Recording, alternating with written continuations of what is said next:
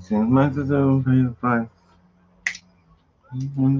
By Senator I was taking.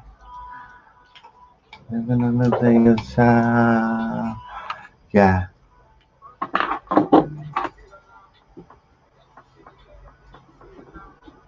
I see. Think I might very like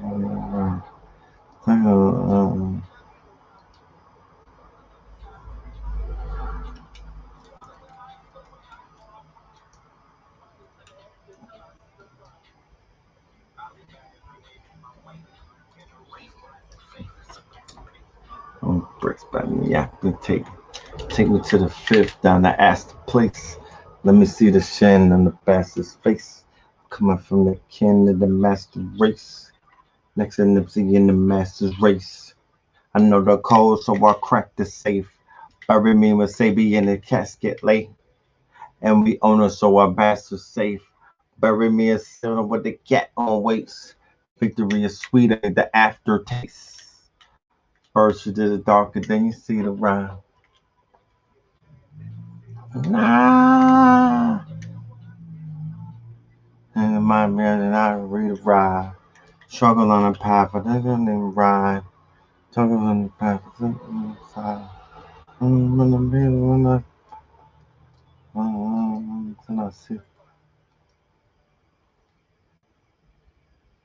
All right, all right, all right. There you have it. There you have it.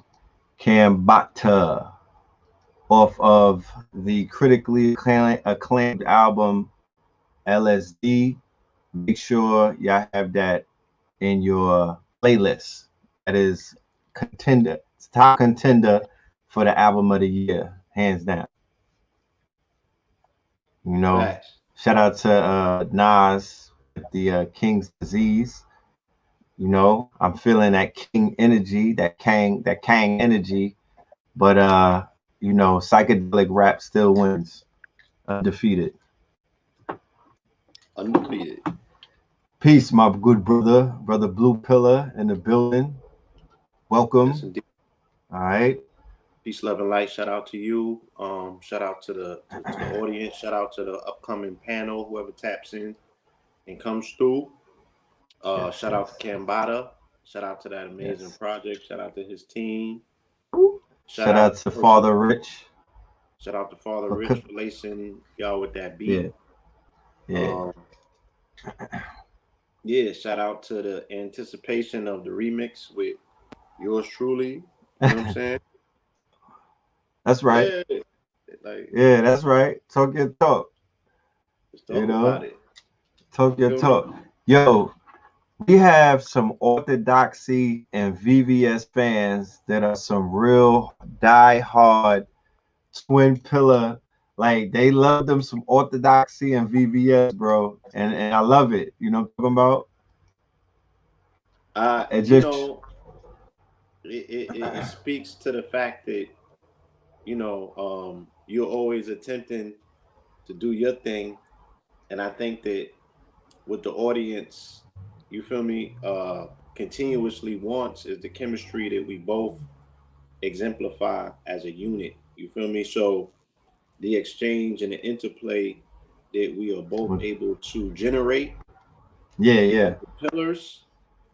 You feel me? I think that those two songs, outside of the title track for Twin, that was Mm-hmm. the closest that they seen us come to going, Ray and Ghost or Jada and Styles. Right, right. You feel me?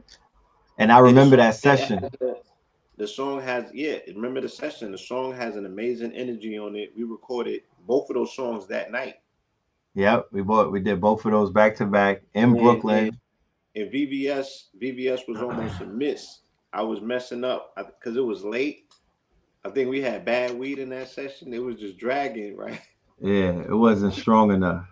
And yeah, like I caught that like 4 a.m. That was one of them 4:30 a.m. Like, nah, let me get back in. And I knocked it. You feel me? I got my thing Word. together. So I remember that. I remember that session. It was a Yeah. magical, it was one of those very late night sessions. Well, But honestly, it was the session that put our project back on recording again. That was the first time we had got back in the booth after Scorpion King, I believe. And that started the process that started Twin the album, which wasn't planned on being Twin the album. Shout out to Black Dot in the building, first of all. oh, Let me absolutely. not Shout out even, to yeah. Black Dot. Shout out Shout to out to Dot. Urban X. Look, Shout out, yeah, Urban X in the and building. shout out to it's The Virgo season. legends. Shout out to the Virgos. You know what I'm saying? Um, Yes, yes. Urban X is a staple in my household, right? Because my Mine's as lady's a well. Virgo, right? So she informed me today, even this morning, she's like, not only that, she said Malcolm's a Virgo. So That's heavy Virgo energy. yeah, the Virgos stick together. So I just not too long ago, I just got finished looking at the latest Urban X episode, which they streamed on Saturday. Mm-hmm. Earlier today, I was about to text Black Dot and be like, "Where's that Oba episode?" Because I seen the notification come up. Yeah, I was watching it live. Shout out to Oh, Oba. shout Yeah, out to shout out to Oba. Oba. Shout out, and Oba has a children's book out, y'all. Make sure y'all tap into Word. brother Oba. Yes, he went in and he has a children's book translated in 3 languages.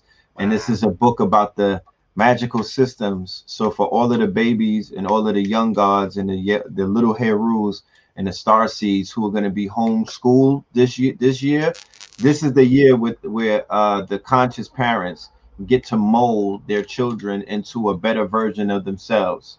Somehow this has happened. Somehow this has, so the excuse of, I was trying to tell young Heru about the pills and I was trying to teach him about, Malcolm X and Marcus Garvey, but I just couldn't get through to them. Well, now they're in your care. The school has said we're going to teach them via computer. So there's a way for us to, we have to hack our way into educating the youth with this with information about who they are. Um, yeah, and 2020 is the year of exposure. You know what I'm saying? It's the year that the lights come on and you get to see everything for what it is. So a lot of people was talking that talk. Man, if I had the opportunity, you know what I'm saying, to teach Yeah. my seeds from home or spend more time with my babies, all the shit that people put out into the universe made good on. The people didn't make good on their end of the bargain. Yo, it was Because the people with the universe was like this. You know what I right mean? with the no Behind the look back, pass. the no Yeah, look look, past they closed down it. They shut the NBA down. They shut NFL and MBA, Major League Baseball, and the universe start playing the game. And they was throwing you no look passes. They were giving you Luca D. What's his name? What's my dude in Dallas? Luca. They was giving you no Luca passes. They was giving you Vladi Divac 3 pointers with the PPP check. They were giving you Look, all of these assists out of nowhere. The universe started playing the game with you, right? And some people is getting dunked on. Some people are missing the passes that are being thrown their way. some people they committing to Patrick Ewing's, right? They doing the Ewans. You know what I'm Missing talking about? What missing banging it a off the rim. Yeah, banging it like off the rim, you know, breaking ankle. These niggas is doing Iverson MJ ankle Jordan. breaking. Yeah. The Iverson Jordan 52 fake outs. So So oh, somebody said, could we drop the name of the author? The name of the author is Brother Oba, and that's OBA, one yes. of the KTL alumni, Brother Oba. How do they tap in? Because I know, previously you would have to DM the brother Is there anything? Is there any other way to access? Oh, This well, if Dot is in the building, if he has the information, if you put it in the chat room, I'll throw it on the screen. Yeah. Let's So talk about. wait. Before we let Yes. me talk about Oba just a little bit more because we don't have enough of an opportunity to do it. Let's You know do what I'm that. saying? And we have to speak about those amongst us that are the special ones. You know what I'm That's saying? right. SD. So we were listening to the old Oba interview this morning when we couldn't find the latest one. We started playing one from when he came on Urban X when he dropped. The book, the water, Yeah, let me go water, grab. the candle. Yeah, And that was right after the lecture you and AA did in Atlanta. was it before or after? Now remember, he came down there. He had the book. He debuted the book in Atlanta, and then he went on Urban Next right after that. Okay. Yeah. Yeah. So this is the book right here, y'all. Right, a glass of water and a candle, and again, hearing Oba speak with the simplicity that he speaks to, but he's able to cut through the algorithm because he compacts so much in those blurts. You know what I'm saying? The Yes. anecdotal way that he speaks is so nourishing for the soul, especially if you're on a journey to learn. And he's unabashed in the way that he chops down BS. You feel me? Right.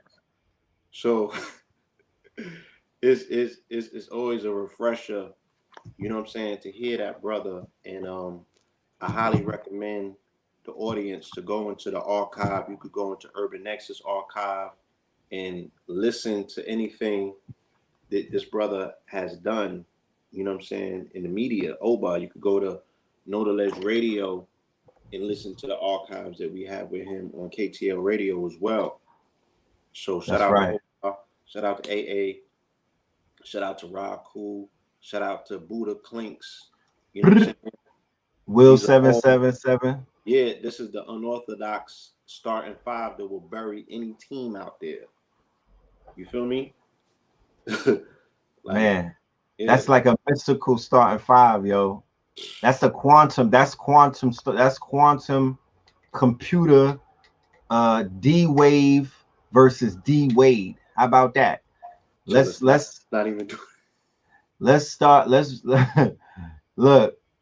We have a special guest in the building, so I want to open up the floodgates. I want to set up the pillars and welcome in our first guests for this evening.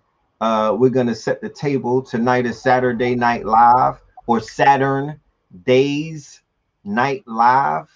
This is not Joe Piscopo, and this is definitely not Eddie Murphy, pause, but it's the red pillar and the blue pillar, the twin pillars. And we present to you, without any further ado, a former alien, our brother, your brother, CAMBATTA. Yo. What's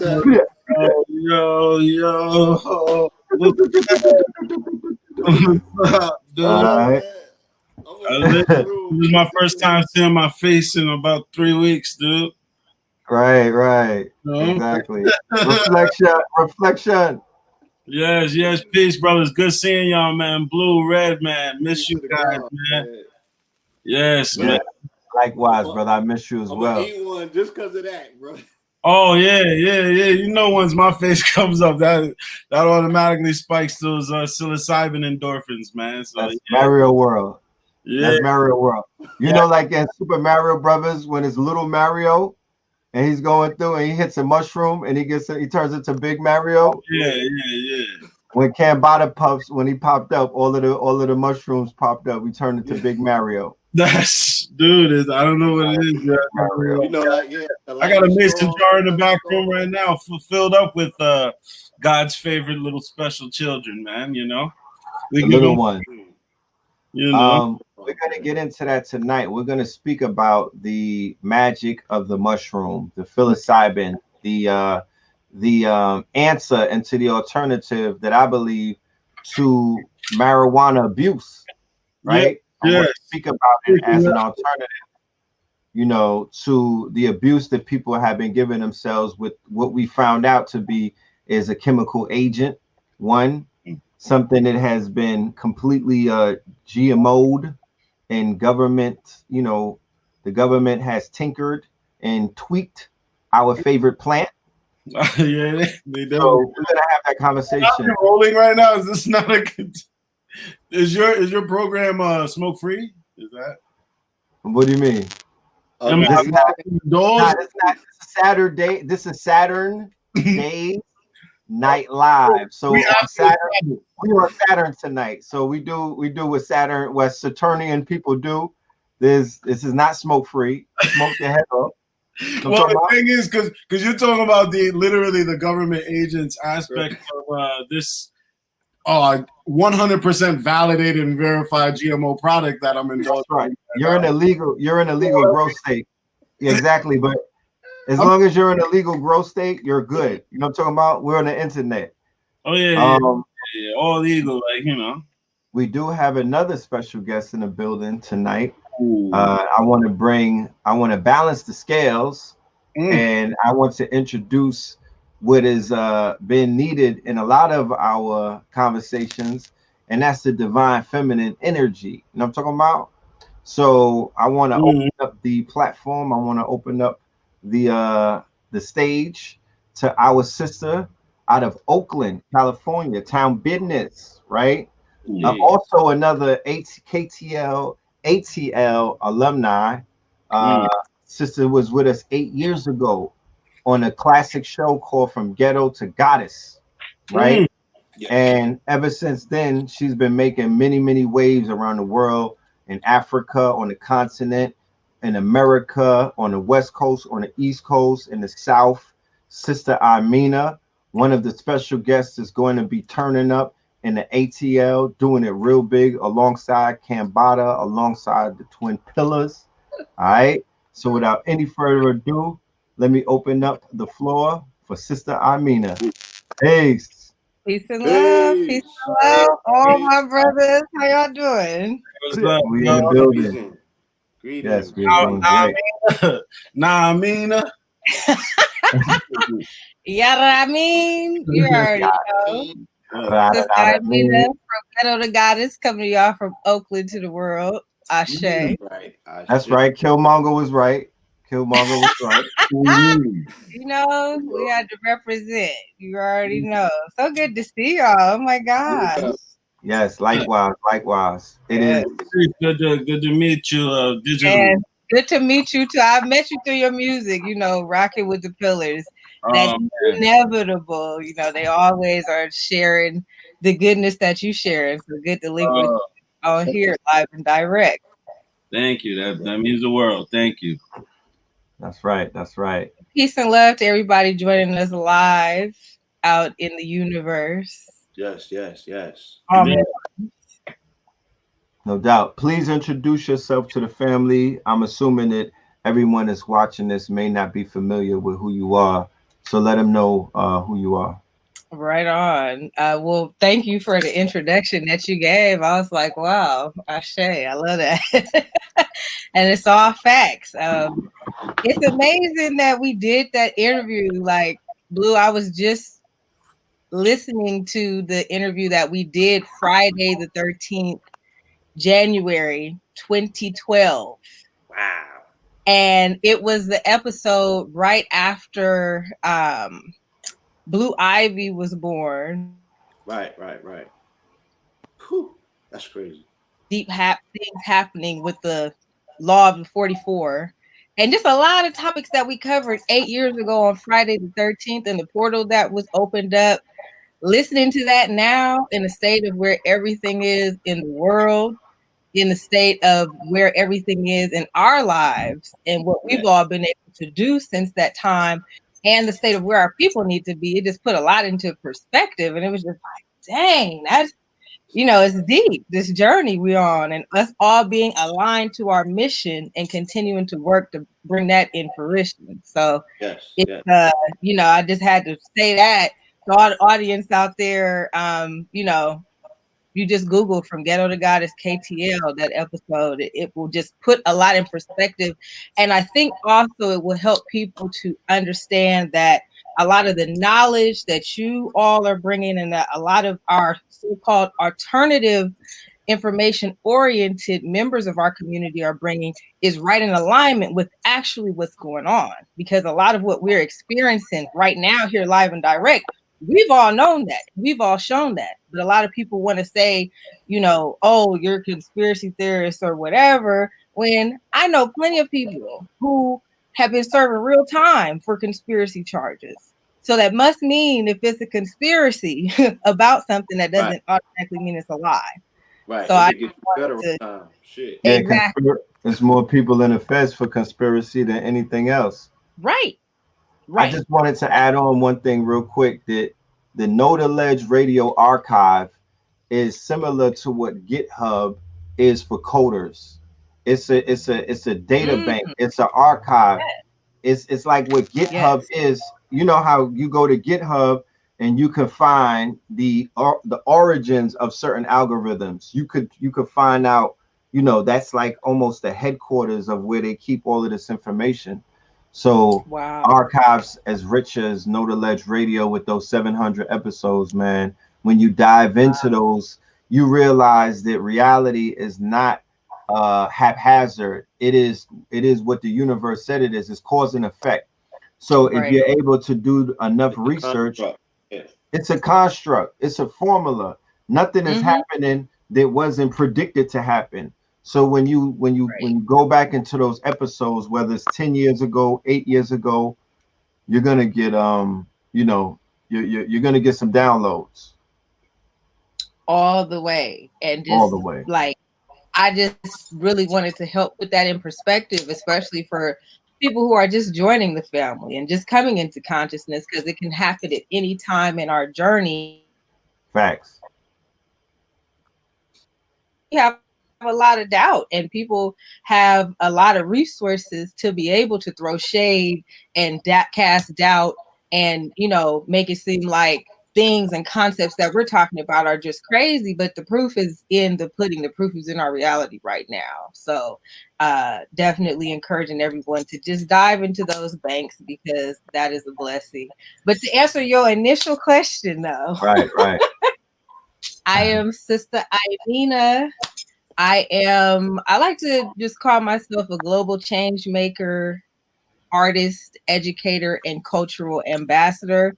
Many people who know me, you see me doing a lot of different things. And those of you who are getting to know me, you're going to see me doing a lot of different things that are all in the umbrella of the overall mission, From Ghetto to Goddess. And that is a testament to my life journey. People who know me, you know, part of my story and just how I've been able to transverse in the different levels of the Black experience. And when I'm saying from ghetto to goddess, I'm meaning our condition of subjugation. We were placed in the ghetto due to certain circumstances that we know as enslavement, colonialism, Jim Crow, racism, white supremacy, the crack cocaine epidemic, socioeconomic enslavement, neocolonialism,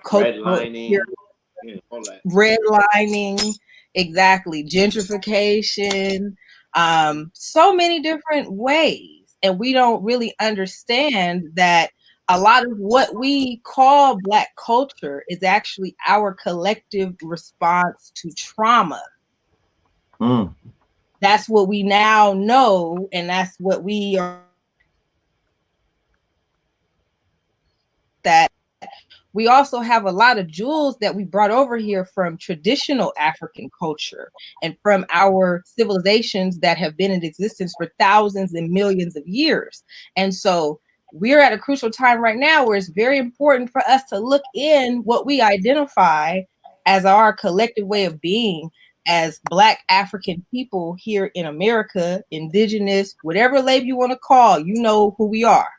So whatever level of that, it's very important for us to analyze and weigh. And we need to be having this discussion of what is this that is our culture, that's for our elevation, and what's happening that is for our domination and our denigration, and not confuse that, because I'm seeing a lot of confusion where just because you love who we are as Black people, we're just accepting all of the baggage and just everything and saying, this is my identity. I'm from the streets, nigga. This is what we do. This is my hood. All of that. Let's elevate that. It's good for us to have unity. It's good for us to have an identity. It's not good for us to take on things. And now, you know, you have people who listen to the trap, they're going to be grandparents and living that lifestyle that is promoted. You're going to be grandparents. So what is your grandchild going to look like? You know what I'm saying? No, like, we got to have these conversations. I don't want to cut your wisdom. There are trap grandparents already. We know some of them. People that we grew up with. Too. Yeah. It might be in my family. That's right. People my age are grandparents right now. I'm dead serious. And they trapping. They in the trap. They trap music all day. They was in the trap museum with the whole family. They skipped Disney and went to the trap museum. Yes. Facts. So, yeah, it's already starting. What does that mean? Like, for real. Because we were in Atlanta at the time when a lot of this stuff was crystallizing into what it is now, where there can be a trap museum and there can be trap courses now taught at university. Let's have this conversation, Sister IMINAH, because attacking the negative aspects of that. Yes. I want to have a brief conversation about the history of Atlanta. There's not too many people that I could speak to who could recollect what was going on in Atlanta during the BMF era, right? And I bring up that era a lot on this show because culturally, I'm attempting to paint pictures to give people when cultural resets took place. So I speak about the tunnel era and I speak about the BMF era as a cultural reset, and how this modern day iteration of hip hop with the bando music, the trap music, the whole culture, everything that you're seeing, people hopping out of foreigns, you know, the proliferation of the coke, all of this stems out of the whole BMF wave. You know what I mean? Added on to, you know, other eras and whatnot. So can you speak about how Atlanta was during that era and what it did to change the landscape? Yes. Wow. It's just, even that question is bringing back memories. To speak to that, I first want to give everyone a clearer picture of who I am and where I even am qualified, where I have gotten the credentials to share that history, because that is what I live. That's my lived experience. So y'all see me, I'm, you know, coming from my hometown, Oakland, feel me, town business all the way, you already know. However, I, you know, going through school, I made it through a lot of challenges, became a student leader. I was student body president of my high school, top of my class, had several colleges in my sight, and I chose Spelman to come to Atlanta to go to college in 2004. I graduated from high school in 2004. I was a grade ahead, so I had actually just turned 17 before I left. So Atlanta 2004 was when BMF was really at its, you know, pinnacle in terms of being at the absolute top of anybody's best trap dream. They was living that all the way. I mean, things I never imagined I would see or experience, or that was really real. I was like, whoa, this is amazing. It just took everything, you know, I would grow up seeing in all my favorite videos on 106 in Park and TRL, and what all the rappers with DAYZ was talking about, and what, you know, all these lifestyles that were promoted. I actually am like, whoa, I'm seeing this is wild. So it totally blew my mind and a lot of people's minds. But I come to Atlanta at 17, college student. I happened to get my hands on a fake ID Probably within the first month or two of me coming out there, I definitely looked, very grown and did a great job acting like I was grown too, because I thought I was grown at the time because I was out of my mama house. And the first real club experience that I had on tour, that year he was on tour with, it was DAYZ and R. Kelly. That was like the great of the great going on. And then Bring DAYZ it and R. Kelly. Right. Look, exactly. full circle. Okay. Right. Speaks for itself with all of that. You see where DAYZ is, you see where R. Kelly is. This is even when that started happening. Kelly.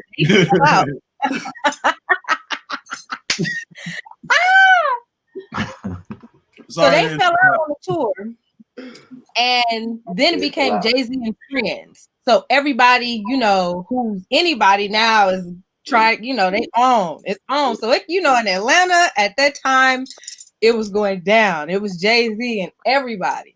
So I didn't go to the concert, but I was able to get to the after party at Visions, which Visions is now a high rise.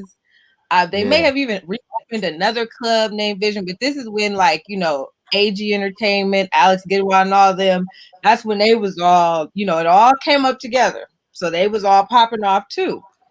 So I go to Visions, DAYZ and Friends, every celebrity I could think of that I loved in my life, I saw that night.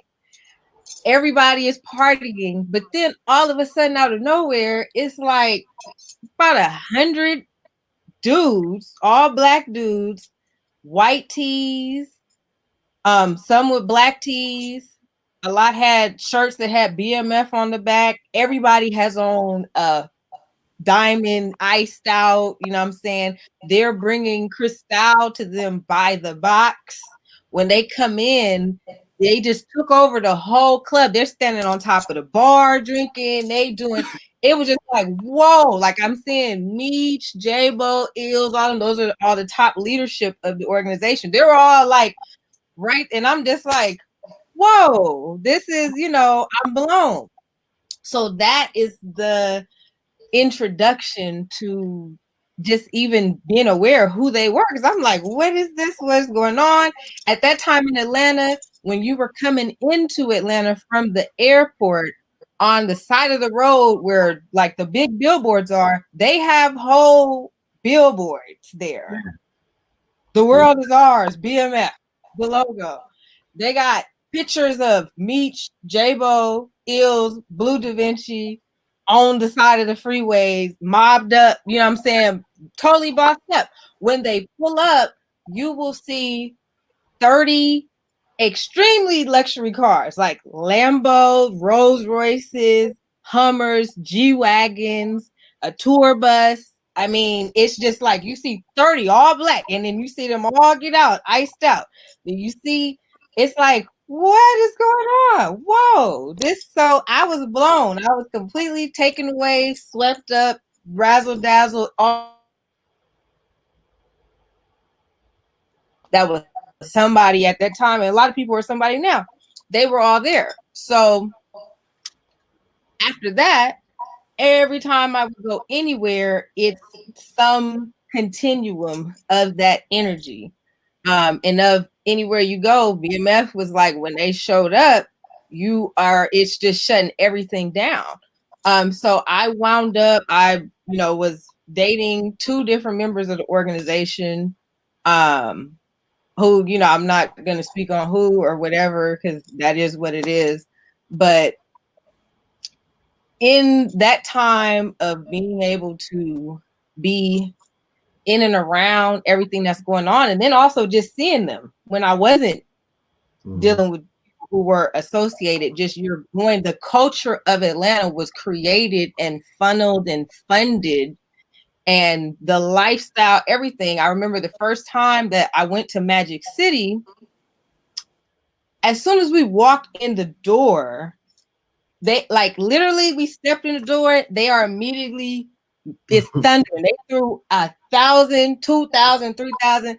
I'm growing up, I'm used to seeing my parents make $2,000, $3,000 a month. You feel me? Somebody give you $100 in the hood, that's gonna make your whole year. You know, I'm seeing people around me getting killed for a couple $100. I'm seeing my friends around me getting 10, 15 years as teenagers for robbing a store for $300-$400.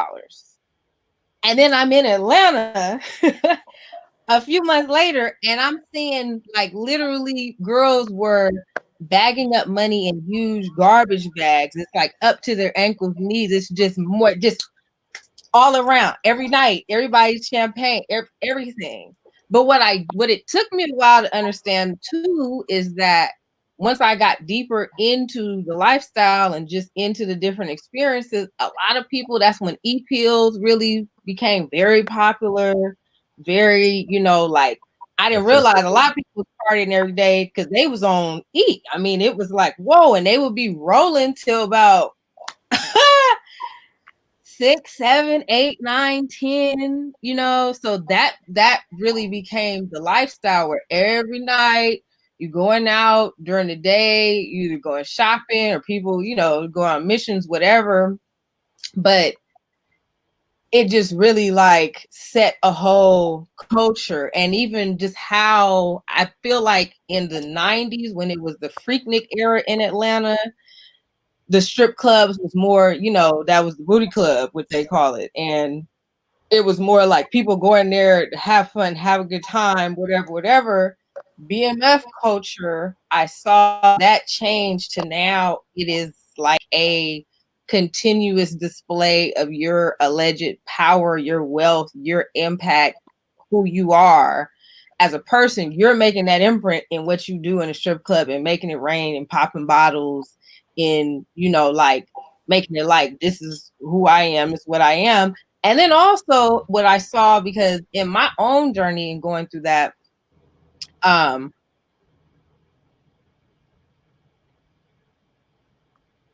almost caught in the crossfires of a shootout that happened in the parking lot.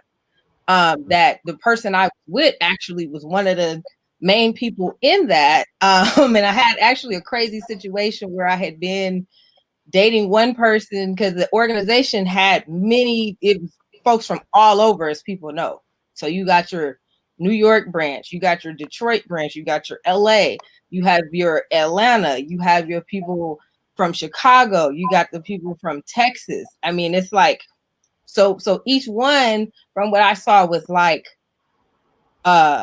different chiefs. And then like you could see Meech in that class of leadership, like they're the kings and like the high chiefs, but it's also all these other ones that are like feeding into this ocean. Right. So I was dating someone that was from one area, and then they had wound up, I found out like later, I didn't know what happened, but they had wound up getting locked up for something. And in between the time of me not knowing what happened and just, I was 18, you know what I'm saying? I'm doing me. Mm-hmm.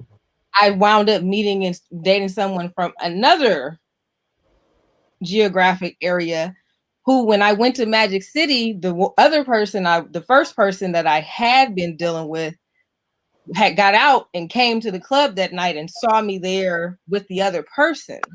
So I'm actually in the car, we're about to leave, and everybody is, outside talking in the parking lot.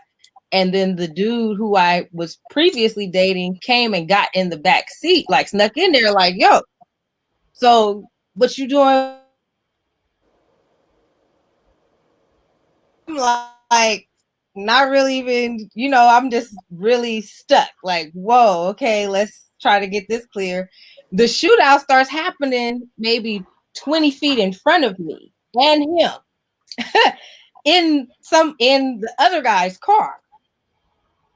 So I see, things going on in front of me. We ducking, whatever. I'm trying to figure out how to even get out of there. And then next thing, I mean, everything is going down with the shooting.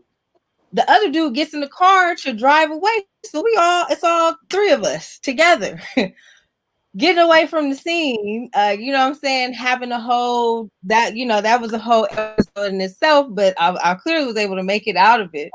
But I want to tell that story because the person who was the driver wound up having a 9-year sentence when it was all said and done after they got taken down. And the person who I was first talking to wound up getting killed, got assassinated, right before the whole takedown happened. And so there were a lot of glamorous things that they were able to do. They, you know, they had a whole magazine, the Juice magazine, that really was the Instagram and before Instagram and the Snapchat before Snapchat in terms of covering, you know, what was happening and everybody that was doing what. And most people that we see that are, you know, really forces, not just in Atlanta, but in this hip hop culture, it comes from that era. And a lot of people I saw with my own eyes. I was there, you know what I'm saying? I just happened, like the universe put me right in the thick of things when Young Jeezy was really coming up, and really when his mixtape first happened, and just how trap culture was happening and developing in Atlanta, you know, seeing the whole Grand Hustle TI, that camp, being able to, you know, see the ludicrous DTP, you know, when it was Titty Boy before 2 Chainz, and then play a circle, and then you get 2 Chainz, and like what that represents, you know what I'm saying? Being able to be around and see Rick Ross and the whole Miami situation, and you know how that has influenced things. Gucci Man, and seeing, you know, when he was with Big Cat Records and LaFleur, and what that really meant when him and Jeezy had the beef, and what that meant in regards to BMF, and you know, looking at Bun B, Pimp C, so many elements that have now shaped what we know as a culture. Like all of that was mixed into that era, and even how people, with the, you know, a lot of the youth who were looking at that, like people like, I would say, the Migos and things like that, Future, Little Baby, that people were living at that time. The issue, and you know, with this whole strip rap culture that has happened and came about, that is directly related to that. And in myself, I wound up getting totally wrapped up, sucked in, and you know, getting used to a certain lifestyle with the people I was dating, and then seeing everything whoop, crash, burn, oh, it's going crazy.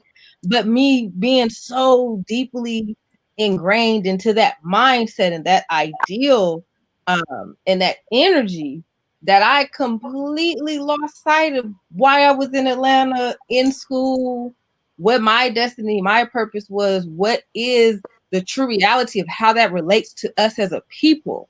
You know what I'm saying? Like it really hit home for me when I was dealing with somebody who was an Atlanta trapper, and then his basically like I don't want to say crackhead, but his drug addicted personal servant, who was basically like his main person in the trap, really.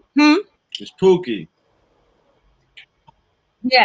I'm trying to, yeah. you know what I'm saying, not disrespect the brother, because he clearly had a chemical dependency issue, right? But he was his main person.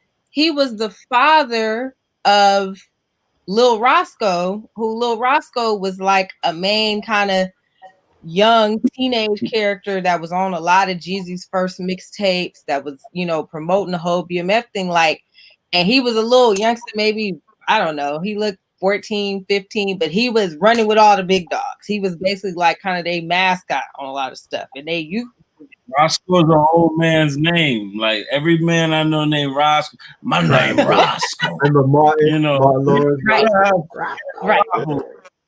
Exactly. Chicken and waffles exactly. is a meal that's made by older hands. So little Roscoe gotta be with the older men, you know. But the little dude, Lil Roscoe, I'm seeing him living it up, popping bottles with the bosses, But then I'm also getting faced with the impact that what they are bringing with moving all that weight and everything, what that's having on the community. And that was one of the first times that it just kind of, I don't know, you get desensitized. Like, we don't really understand, like, the crackhead that's asking you for dollars on the street is impacted by all the work that you sell in to be able to make it rain and do all these things that you allegedly think you can do because it's promoted through a lot of our music that's the way for us to make it. That's the way for us to be successful. And so for myself, I really let myself get put into a mental, cultural, socioeconomic warp to where I thought that that was the only lifestyle that would lead me to some real financial success, to allow me to live a boss and be the baddest bitch I could be. And really be like, you know, after I went through some very traumatic experiences with dudes in that lifestyle and came across some real, you dealing with some real thugs, killers, real, you know what I'm saying? In the street, you gonna experience some things that you really didn't understand was part of that.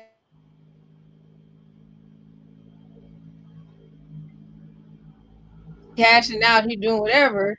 You're dealing with, so you could be coming across some real demonic energy in a lot of different ways. And so going through those things, then it put me in a frame of mind to where I was living my life with the FNGM mindset. Do y'all want to take a guess at what those letters stand for? FNGM. Fight now. Get money. Fuck niggas get money. Thank you, Oh, Blue. Let me give you a ding for that. Ding. So yes, because okay. I do like to use my divine speech, but that became my lifestyle. So when I found myself now, I'm 19. I've been wrapped up in this whole other false world that's been created through this whole BMF and BMF oriented lifestyle. Getting accustomed to that, viewing my road to success only, you know, Trina was one of my favorite artists back in the day. Or, you know, listening to Lil Kim's first tape, like, yeah, that's, you know what I'm saying? All of that, seeing just what was happening in strip clubs when I was just going, you know, on a date, just going, hanging out, kicking it, totally in it. So by the time I'm reaching my junior year of high school and could not get a student loan, definitely wasn't even eligible or applying for no scholarships. Next thing you know, where did I wind up? In the strip clubs of Miami and Atlanta.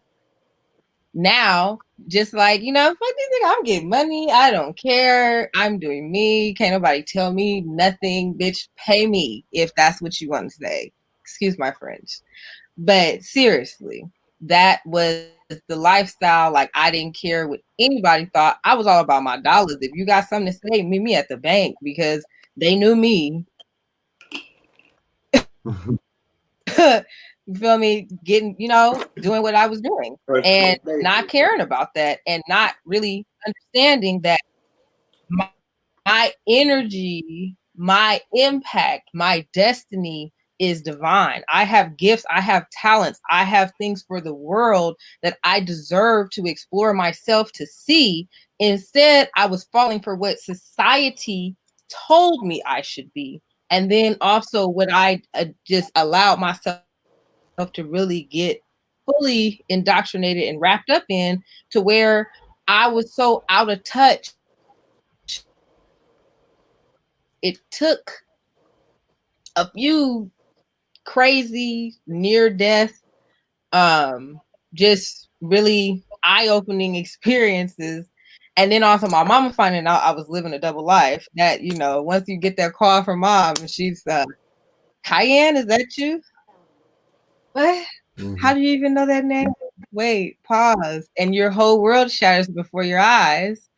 All of that I was talking and thinking I knew and just the realities that I was ignoring when the first experience I really had going into the professional realm of the strip world was Super Bowl weekend of 2007, which was in Miami, where I was able to first out the gate audition and get on this group that was being taken down there, where they got all of the best girls from the biggest clubs in Atlanta to take over.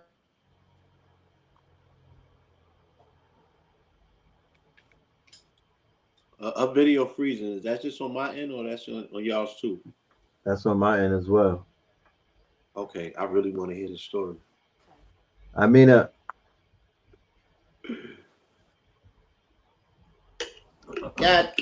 damn it. yeah, might have a connection issue. But I think your mic is muted, Bada. Bada, your mic. Unmute your mic. I said Amina is the last 5 letters in stamina. And stamina is Saint Amina.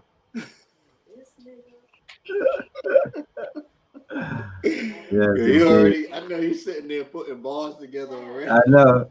He gonna have it's gonna be an 8-minute song called I Mean Nah. I mean, nah. I mean, nah. I can see the M in nah. NA is also Narcotics Anonymous, so I am in Narcotics Anonymous. They got the Amanita muscaria, which is the red and white mushroom pot. We were talking about Mario earlier, right? Remember we were talking about Mario earlier? Well, guess what? Amanita Fire Garris. Come on. We look. We consider the kitchen all day long. Do you want flapjacks? Do you want crepes? Or do you want French toast? It's all the same ingredients. Right. We gotta get it back. The story. I saw the whole movement. I saw the whole story in my mind. I was like, I could see this. Her role being played by Natari Horton or something like that. Like I see the whole movement. It's like the PMF movement through the eyes of the female, and then she's the dancer. She's out there the whole life. It's and the turnaround. The story is important because in 2020 there's a movement going on this summer that's very strong, and it's attracting a lot of attention. And the sister has even been personally attacked by people in what are known the conscious community and even in the EFA community for saying that the body is sacred. And the word in the streets is that sex workers are sacred, sex work is sacred, whole culture is sacred, and there should be no one questioning. No men should have anything to say about it, and we should not speak on it. But if I have a sister who could speak of the horrors of it and speak of the allure, but the pros and the cons of it, I think that that's important. That needs to be said for those who have daughters, like what Nas speaks of. Here's Sister Amina back. Your thing was freezing a little bit, so it may be a connection issue. Yeah, I swear I paid my internet bill with Comcast. I know that's right. That's right. I know that's right. Hey, what can we do? You know that high frequency, it disturbs the Wi-Fi. It does. You know the Wi-Fi. The wife has to scan all over. So that's right. But we were very engaged with your story. We turned it into fly. Yes, and we do want you to continue. It's very visual. Okay. Yes. Okay. Where did I leave off? You was talking about Miami. You said when the Atlanta Super Bowl. Miami. Yes. Okay. That Super Bowl. Yeah. So imagine me. This is really a movie, y'all, and the book is coming out soon. So y'all stay tuned. Prayerfully, 2020. Ashe. It will be out. But we there with you. Imagine what it is like for me, and I'm 19 years old, getting chosen, selected. It was me and some other friends. We was able to audition, get on. with all of the best strippers from the top clubs in Atlanta coming to take over Miami, and we was on a charter bus down there. So my introduction is with all of the baddest divas you could think of from all the different top clubs there to come through some of the biggest promoters in Atlanta, especially on the strip club scene, to take over this club in Miami. At that time, that's when Pac-Man Jones, he was, people remember his antics, everything right. He making it rain because he keeping up, he like, I'm gonna be able to make it rain like BMF was, and can't none of y'all do it because the streets dried up overnight. Um, but it basically, that trip turned into you know, not what anybody planned. It actually turned into a disaster because the promoters could not compete with the clubs in Miami that people like came to see. So it wound up being, we came down there for one thing and then had to try to then get into the clubs that were already there and already going on because the first thing fell through. But through that whole experience, I got to see some pretty crazy stuff and really got to, like at that point, I was like, hey, I've made this decision. I'm going to get to a point where, I'm financially cool with everything that I got. But the road to getting there is like things will be presented to you as, oh, you just, it's not even nothing. You just there. People like making it rain. It's cool. It's whatever. You don't understand. It's a whole back end deals, politics. A lot of people, especially now, who people will see making it rain in the club, that money is going right back to the promoter. That money is going right back to the club. Girls will come and have dudes make it rain on them, so then it'll inspire other dudes to make, like, it's all kind of shenanigans that are going on. And when you are living a life where you're getting stuff really fast and not really having a moral compass about it, if it's something that is like benefiting you, benefiting society, or something that you're just doing to benefit your bank account and you don't care about like the impact and energy of it, it's going to come back in some really crazy ways. And so um I found, myself in different instances where, like I wound up getting arrested. And like, it's a post that I've recently made on my social media at SISTAH IMINAH, Instagram, Facebook, all of that, YouTube. But it's a post that I recently made, just kind of revisiting that and showing a picture of me when I was in that lifestyle compared to a picture of me after I got initiated to Ifa in Nigeria, and also, just start growing in my journey as a priestess and just my road in those two different lives and just talking about lessons that I learned. But in that picture of me when I was in that previous life, that night before that picture, I had wound up getting arrested, and people have, I didn't say exactly what happened, how I wound up getting arrested, what, but I think a lot of people maybe assume, oh, it was for prostitution or she was da da da. And it was actually, and something that I realized can happen to a lot of girls, is that me and one of my homegirls was kicking it in the parking lot of Midtown Bowl, which is right over there by the Cheshire Bridge, red light district. Everything's going down over there. But we were chilling in the parking lot, bumping Young Jeezy and smoking. Mind our own business, living our best lives. We're tucked away, chilling before we was gonna go work at Platinum 21, which is now Follies East or something like that, but it's now a big club. Which we got fans. All right. So we were in the parking lot, and there was a dude who we saw who he was like trying to holler whatever, but it was just kind of weird. He was kind of weird. He was around our age, but we was just like, bro, we ain't got no time. You know what I'm saying? Like, we doing us. Like, stay your weird ass over there. basically shaded bruh like that. We didn't realize that he was an undercover officer that was on a sting operation, and there was a team of red dogs. Who's red dogs, for people who don't know, in Atlanta, they are like They're the jump Jump off Out boys. Boys. Black Yeah. Ops, Navy SEALs, damn near, of Atlanta Yeah. Police Department. So they had just finished something in the area. So he wound up calling them because we turned him down, and he probably was trying to proposition us or whatever. But he got so offended that we didn't talk to him that he called his people to come arrest us for smoking weed in the parking lot. So next thing you know, 1 minute we just smoked one blunt, chilling, about to go into work, backing up, and then our car is surrounded by police department in these SWAT team uniforms with their guns drawn, making us get out of the car. Brought the paddy wagon.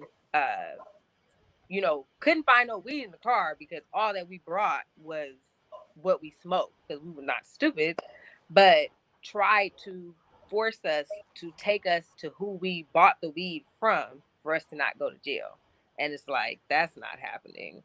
Um, but just that like a lot of times in the underworld life, girls are targeted in different ways by police officers and have those kind of things happen. So that picture, I had just got bailed out of jail from that experience the night before that.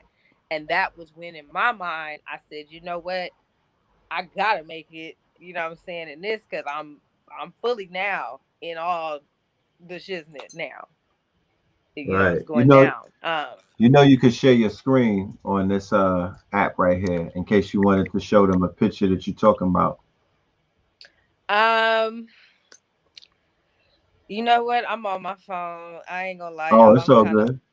so y'all just go to my Instagram when you get off. Go to my Facebook page. It's actually on my Facebook page. There is a really firestorm conversation where it's getting thousands of shares, likes. The comment section is going really crazy in this debate about what I learned from my journey, and I related that and just alluded. I didn't really even get into all the facts and everything that, qualifies me to actually like know what I'm talking about. I'm not just saying something and I'm having an opinion, or I'm trying to be holier than thou, and it ain't none of that. We are in a cultural um we are a cultural in a cultural war. Facts. So in that, we don't like we just can't play with how that's going. So in that post, it's, a lot of people are agreeing with my transformation and what I'm sharing and the lessons learned. But then there's a surprising number of people who feel like I am I've gotten called Eurocentric, patriarchal. I'm trying to police women's bodies, and I'm, just because I said that my uh sexuality and my sexual energy is divine, I'm getting all that kind of like flack and pushback when I'm like, well, I said it's divine. I didn't say it disappeared. So That's just let me not going to get be this the straight. first thing and the only thing that you see, but best believe it's always going to be there. That's not the question. That's not the issue. Before, I did not realize the power of our sexual energy. I did not realize the way that when I'm connecting with someone on that level, when I'm showcasing myself to someone on that level, the depth of what that means. And that, no, everybody don't get to get it. But if I do give, because I'm an artist, so you all could go on YouTube, you can see music videos. I'm in a robe. I'm not hiding myself, but I am showcasing myself in a way to where, yes, I'm showcasing and accentuating my beauty, but I'm but I don't want you to be thinking about what if, you know, like just a level of me that everybody don't need to know all the time, every time that I talk and that you see me. There's a time, a place, a space for that. And a lot, because so a huge part of my journey as an artist has been being heavily influenced and impacted by the legacy of Fela Kuti. And his spiritual energy has touched me in some deep ways. And as y'all get to know me and see my journey, you understand and you see what that means. But just in, you know, I've worked with a lot of his family members, his sons, his proteges, different people. It's like naturally aligned in my life journey. And that helped me to get back in touch with my sexual energy, because that allowed me to understand a big part of his formula was really taking the revolutionary lyrics and using that root chakra sexual energy to bring that message to other realms and higher dimensions. So people would be at his shows and be hypnotized. You see his dancers, his wives, everybody, you know what I'm saying? That's the epitome of twerking physically. But in terms of the inner twerking is being used for, is for our liberation. It's not, there was no, we're talking about how he was going to do this, that, and the third, and whoop, whoop, whoop, whoop. But that also was not, when you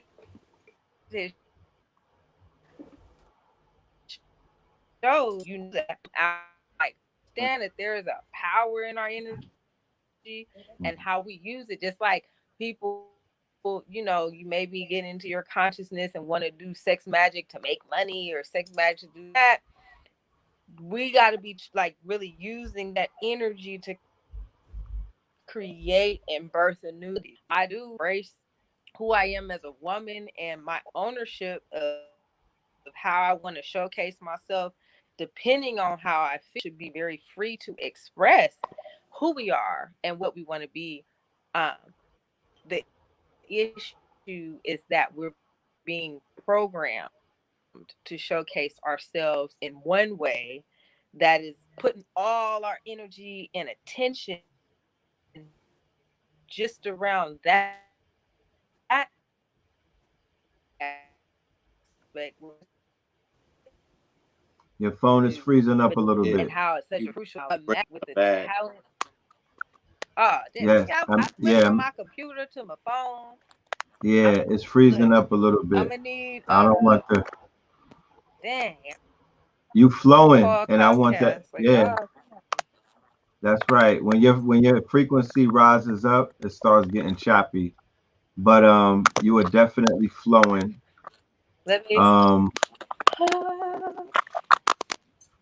I want CAMBATTA to add on, and I want to hear from the God.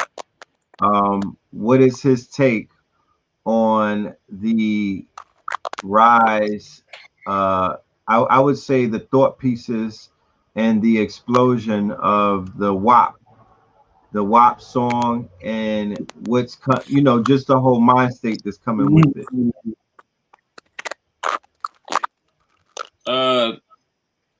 I mean, it's interesting. You know, the best art is always also the most polarizing. There's some kind of noise interference. It sounds like a mouse is eating somebody's mic, dude. Is that Blue? Yeah, it does. That might. It sounds like we're recycling cans. All right. Eating metal, dude. All right. All right. So yes, the WAP song. The best art is always the most polarizing. So WAP is clearly effective in its ability, and art does not lean anywhere towards, it doesn't have to be negative or positive. It's a neutral force. Essentially what they did is still create. It is very highly creative. Some of the punchlines where she was like, touched a little dangly thing in the back of my throat, and I'm sorry for the art. Well, it's after hours. This is after dark. But yeah, I mean, just my reaction just now means there's obviously some kind of perversion in it, in a sense that it's taken such a beautiful divine process and it's kind of just making it I guess hedonistic in a sense. So yes, it is not a healthy song that families should gather around the table and listen to. And of course, we know children are basically I would say exposed to every facet. It doesn't matter how many child restrictions you put on the iPad, they're gonna hear these songs, yo. So, however, I mean, even the concept of childhood is debatable in this Western world sense. I mean, children are essentially maturing adults that are just getting used to their bodies and language. We do kind of, I guess, hold off exposing them to sexuality and violence to kind of preserve the innocence of childhood and the whimsical nature of being free and being stuck in that imagination world. But if we were still living in primitive times, which we're not, so some would say that this example isn't, is redundant, but in a primitive world, there is no time to watch Disney Channel and fucking play with Legos, you know what I mean? So if and they might hear mama and daddy fucking behind the tree, you know what I mean? It's just not because it's not perverse, it's not nasty when you see titties or when you see booty. It's just a part of life, so but in this Western world, the way that it's designed, that song could be seen as unhealthy, no different than porn. You can access porn on the internet just as easily as you access that song. So not only that, there's been much nastier songs. I remember "Put It in Your Mouth," Akinelli. Put it in your mouth. No, most people don't know that India Irie used like she used that same beat for fancy clothes. That song, I'm Not the Average Girl from your video. But yeah, much nastier song. Listen to Uchi Wobble, bro. So yeah, and I mean it was bars. The song had bars. Like I think that whoever wrote Cardi B's bars was like on point with those bars. I have a song that I wrote called Toxic Masculinity, which is basically is an extreme perverse allegory from the mouthpiece of the male to kind of just almost I guess parody the ridiculousness of some of this shit. Like most of the people that get offended by this are just getting offended by it because of the sake of conversation. They're not actually trembling in their sheets at night because they heard this song. Let's be real. Like humans are mad sensitive sometimes. So sometimes it's like, okay, yeah. Like, so everything is debatable with this song. It has to be a personal choice in how you raise, because we're only talking about the kids here. When it comes to this song, the only reason to even talk about it is because there's children on Earth. So you as the parent have to take precedent and make sure that you don't let them watch porn. You don't let them watch highly violent things. You don't let them listen to WAP. Us adults have to stop being, well, basically, pussyfoot baby boy, baby girls. Like, come on, go outside, yo. You'll see a fucking eagle take a squirrel and rip its head off, and then fuck a bird right after that. Bam, bam, bam. So we know what the world is. We know how brutal it is. We know what's going on. Just like in the Queen's story, that is a testament to how brief outside is. It's every man for himself to a certain degree. We got real comfortable with ambulance and fire trucks and police officers and being able to call people. And, that's the whole purpose of a gang, is that you have some sort of, power in numbers. But essentially, just like I'm hearing them crickets outside right now, it gets real, especially if you know what I'm talking about. You've been in that darkness in the forest. You realize you that forest to eat you much quicker than the streets will. The forest alone. You'll be out there minding your business. You'll be an angel. You pay all your tithes and taxes. A viper will come bite your leg and you're dead in 3 hours. So yeah, like we need to put two things in perspective. We also have to take stock in the fact that in this post-COVID world, post-riots, right, post-defund police, the environments that we exist in it's almost like the Joker movie. It's a little bit darker now. You know what I'm saying? And when they say that it's a new normal and it's not going back to certain ways, they mean, you know, the ways in which things were hidden behind a veil. You know what I'm saying? Everything seems to be out in the open right now. And the test of constructing a new normal is how do you manage that? How do you juxtapose it? How do you create your new reality that still is mindful of the world that we live in, but you also have permission to create your own situation. And this sometimes gives people the impetus to say, look, if I have to come up with a solution, how can you possibly insulate children from being exposed to this? You have to construct your own reality and your own society. Yeah. You know what I'm saying? The world is going to break into pockets. You feel me?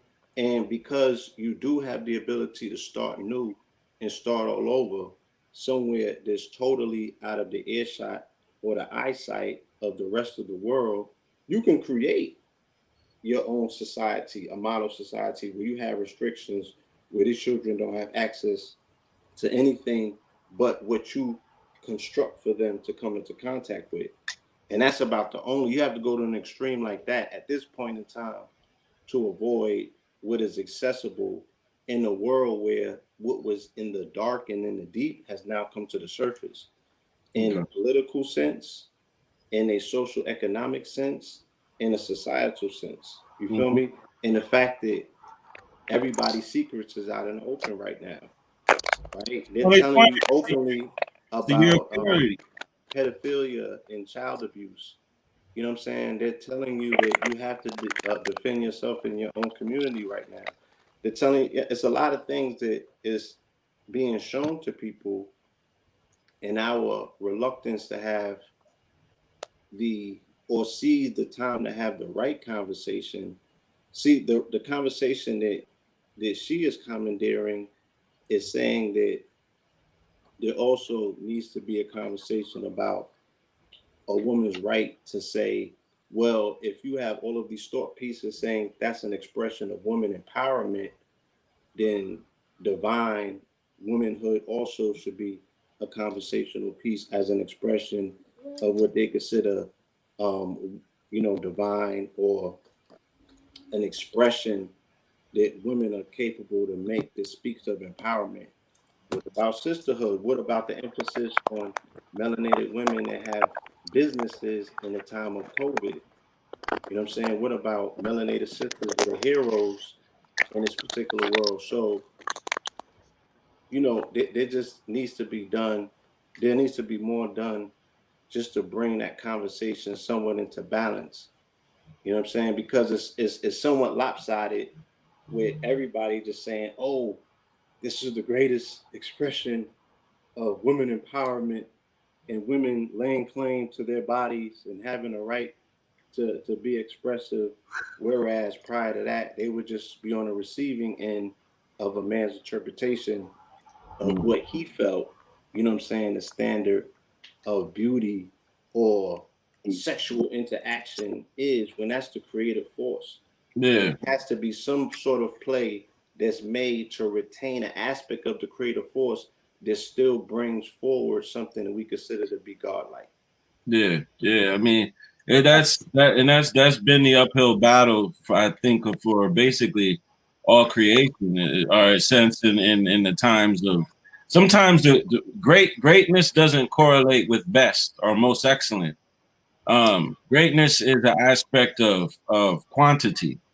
So when they say that, because of the facets of technology now and how fast it is to move word and how fast it is to move media in its condensed form, in some ways they're right. This obviously it is a very impactful situation. Anything that happens nowadays is impactful because of the internet and social media, and because of the machines that pump more into less divine things. The more divine it is, the more natural it is, and the less monetizable it is. It's basically ABC. It's not right. It's not good, and you're absolutely right. It has to start from our community, though. Like literally, like as long as you know, we're not kind of, you know, I've heard that song one time in my life. I didn't even know all these stats on it. I haven't talked about this song until just now. Like this song, like literally, I've heard this song one time. So that means you don't have to hear the song. You know what I mean?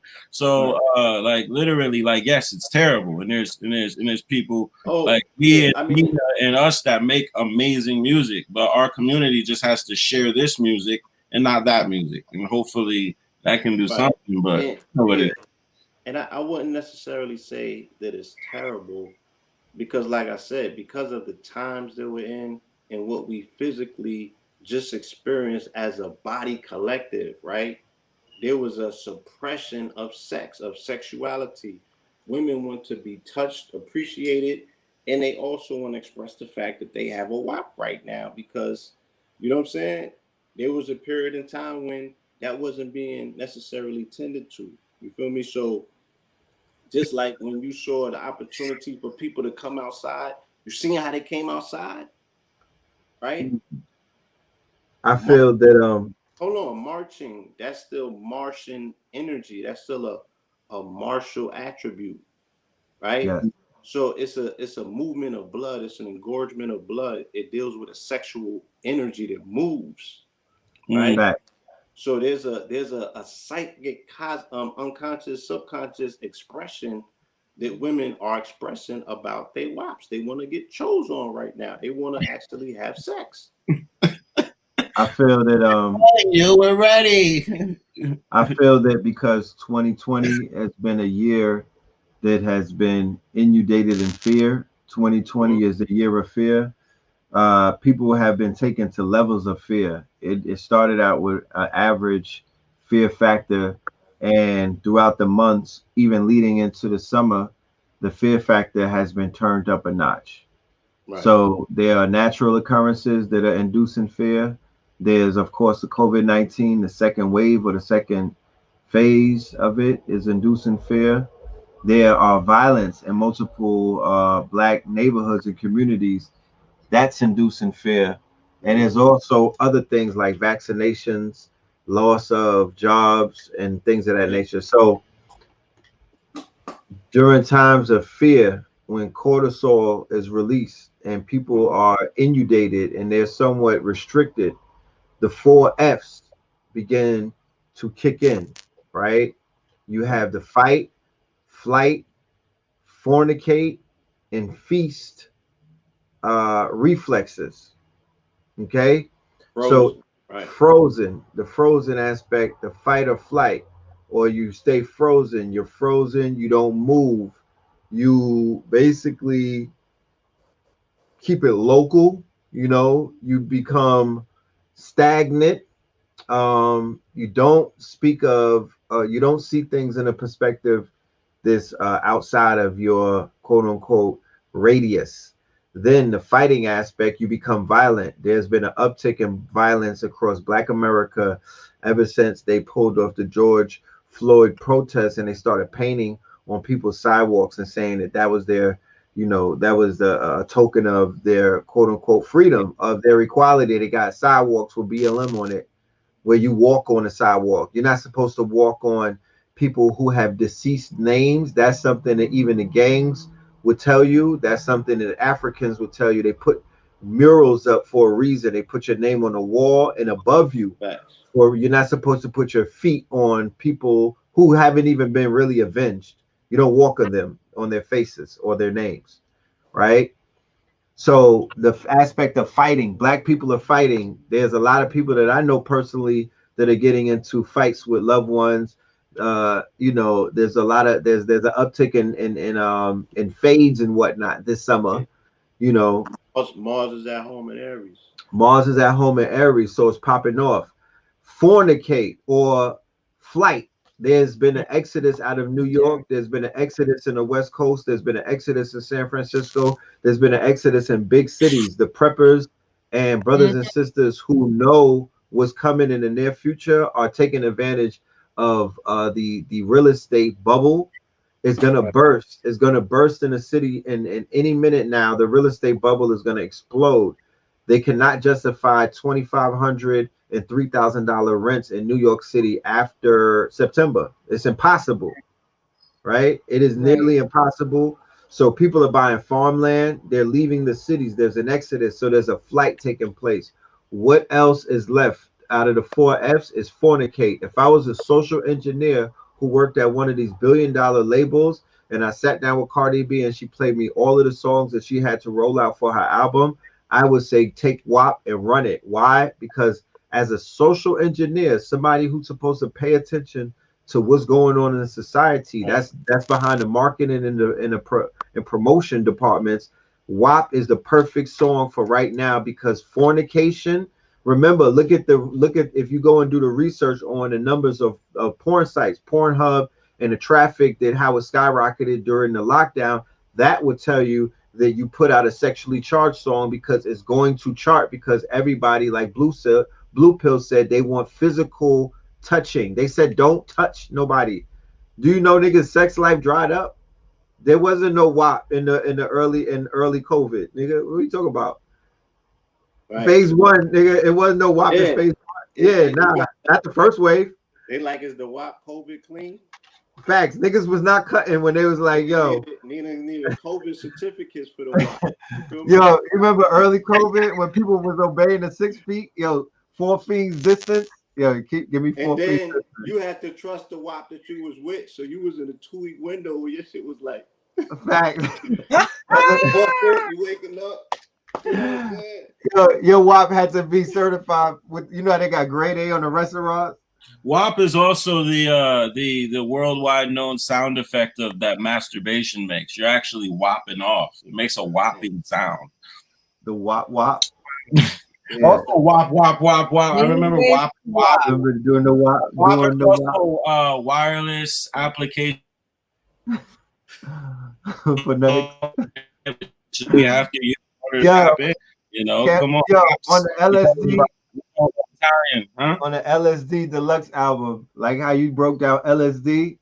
Yeah. Let's do a WAP song on the deluxe. Fact. Well, you know, we talking about WAP that has sexuality. WAP backwards is paw. You know, paws are like basically animal claws. And when you see those animal claws, it forces you to pause because you don't want to get scratched by the paws.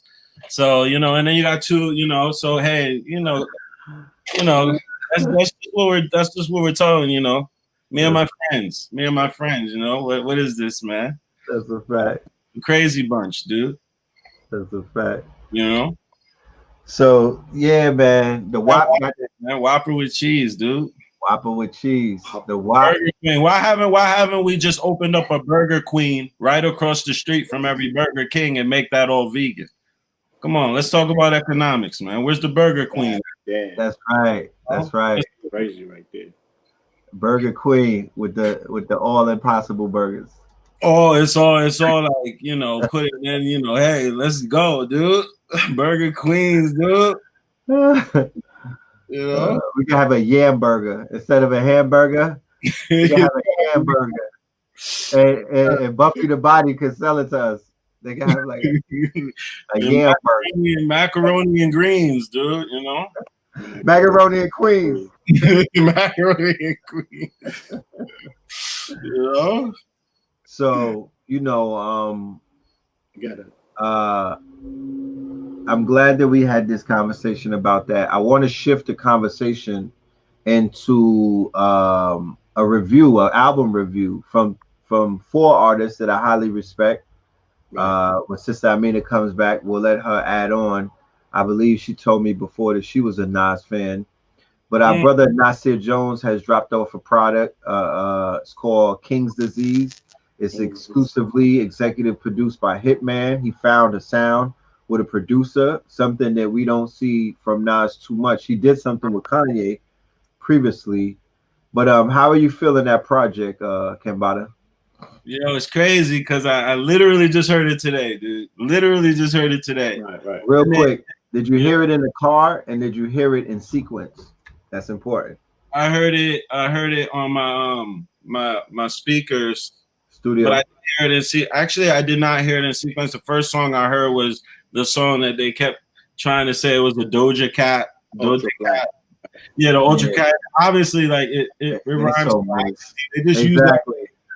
Yeah, they're so moist. Yeah, it's like one line. Let's just make headlines. Yeah, you need because you need something. As somebody that knows about PR and just what it experienced, they're like, what can we use? What can we use? You know? Right. And you could tell that whoever the PR people were behind Ultra Black, they were afraid of the message, so they went into the negative. They went into, remember, public relations, Edward Bernays, propaganda, Ishfat, with these people spread rumors of war. They sow seeds of discord through PR campaigns, through public relations and other things. So that right there was a disservice to what that song represented. Ultra Black and the lyrics that he was dropping on that. So they, of course, like right off rip, like his rhyme patterns were there was a couple rhyme patterns he had where I was like very pleasantly surprised. The Anderson .Paak song, he killed that. The song that we're talking about, Ultra Black, incredible flows, incredible rhyme patterns. The production was great on it. The Charlie Wilson song, I was a little dissatisfied with that song. I expected something a little different out of that. The Firm song with AZ and Cormega, it was, I really had to just like take myself out of my critical box for this album, because it would be very easy for me to go through this with a magnifying lens and try to find things wrong with it. But I just went in to appreciate that these are architects. These are the archetypes of hip hop. Nas is one of my biggest influencers. So to hear him even doing this still, is amazing. But that Firm song was fun. I mean, it was, Foxy Brown, is good to hear her. I could tell that there was a lot of surgery done to get that verse to rock. But overall, I wouldn't compare it to any of his great albums. I wouldn't even try to even do that to him. But it was refreshing. I don't know how many times I'll play that album back, but I will say they call him Nas, and that is the prefix in nostrils, because he knows. You know what I mean? And that he still reigns to be somebody who speaks with a very sharp pen. His album was very refreshing. It was I would say it's great. It's great for hip hop. That album, I don't know where I would put it against the J Electronica J album. I say that Nas might have outperformed them on this album, for sure. I'm gonna go back for a second listen, but I got the gist of it. It don't take me many listens. You know what I mean? I could feel it, and I knew what I liked when I heard it. And album is cool. It's not, Stillmatic and Illmatic, and it was written. I mean, even like God's Son. I mean, we're talking about just let's do this. Coolest albums of all times. Right. But so it's not fair. Let's not compare 90s albums to 20 albums to 2000 albums. We should cut that. Yeah. Huh? You're talking about a 30-year difference in a whole a whole new sound. But it's still part of his catalog. So we're making a fair assessment on his body of work, and we're saying, where does it pair in the body of work? Could it even be mentioned in that pantheon, or we could say, oh, this is a boutique project? Like, I would say closer to that. It's because it's with one producer, so it's going to be judged like that. Yeah, and I could tell it in the sound, not to cut you guys off, I could tell in the sound that there's a separation from the authentic, organic warmth of being in the studio and creating an album with a team. I feel like this album is a little digital sounding to me, so it might not just on a real physical frequency level. I don't know if it's going to resonate the same just at all. I don't think it's just physically possible for that album to do that. It sounds like it might have been done. I'll send my verses to your studio. You send me the beat. It sounds, sandwich, but it's a great album. Refreshing for this year for him to still be doing it. It was A1, very, very, very well done album. Okay, Amina, your thoughts?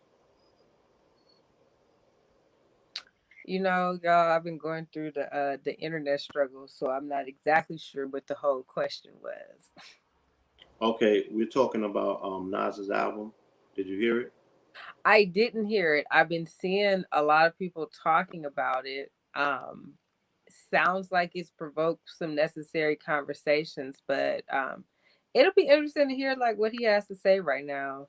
I really have not listened Yeah, to anything I yet, think so yeah, I gotta tap in. and again, I think that different Nas fans had different expectations. So there's certain people that expected him to go in the political bag and weave that everything that he previously used to talk about and kind of tippy-toed around because there wasn't a set audience for him to talk about the deeper things that he normally spoke on, right? He's been looking for his identity either in the club or more so in the street. Mm. So he don't really, his thing ain't normally what a 444 would be, right? I think that we saw him deliver a lot of attempts to, not necessarily speak the language of a younger generation, but spin in the club, right? There was attempts at that, you know what I'm saying? And they didn't go as bad as other attempts have gone. I think that Yeah. there was an integrity to this album that he also gave it a grown feel, and for him to even pull that off, at this stage in the game, it's still a necessary notch for where hip hop will eventually go, because that's a burgeoning genre that's not going nowhere. And what I'm talking about is the over 40 club. And I just heard LL say he's putting something together.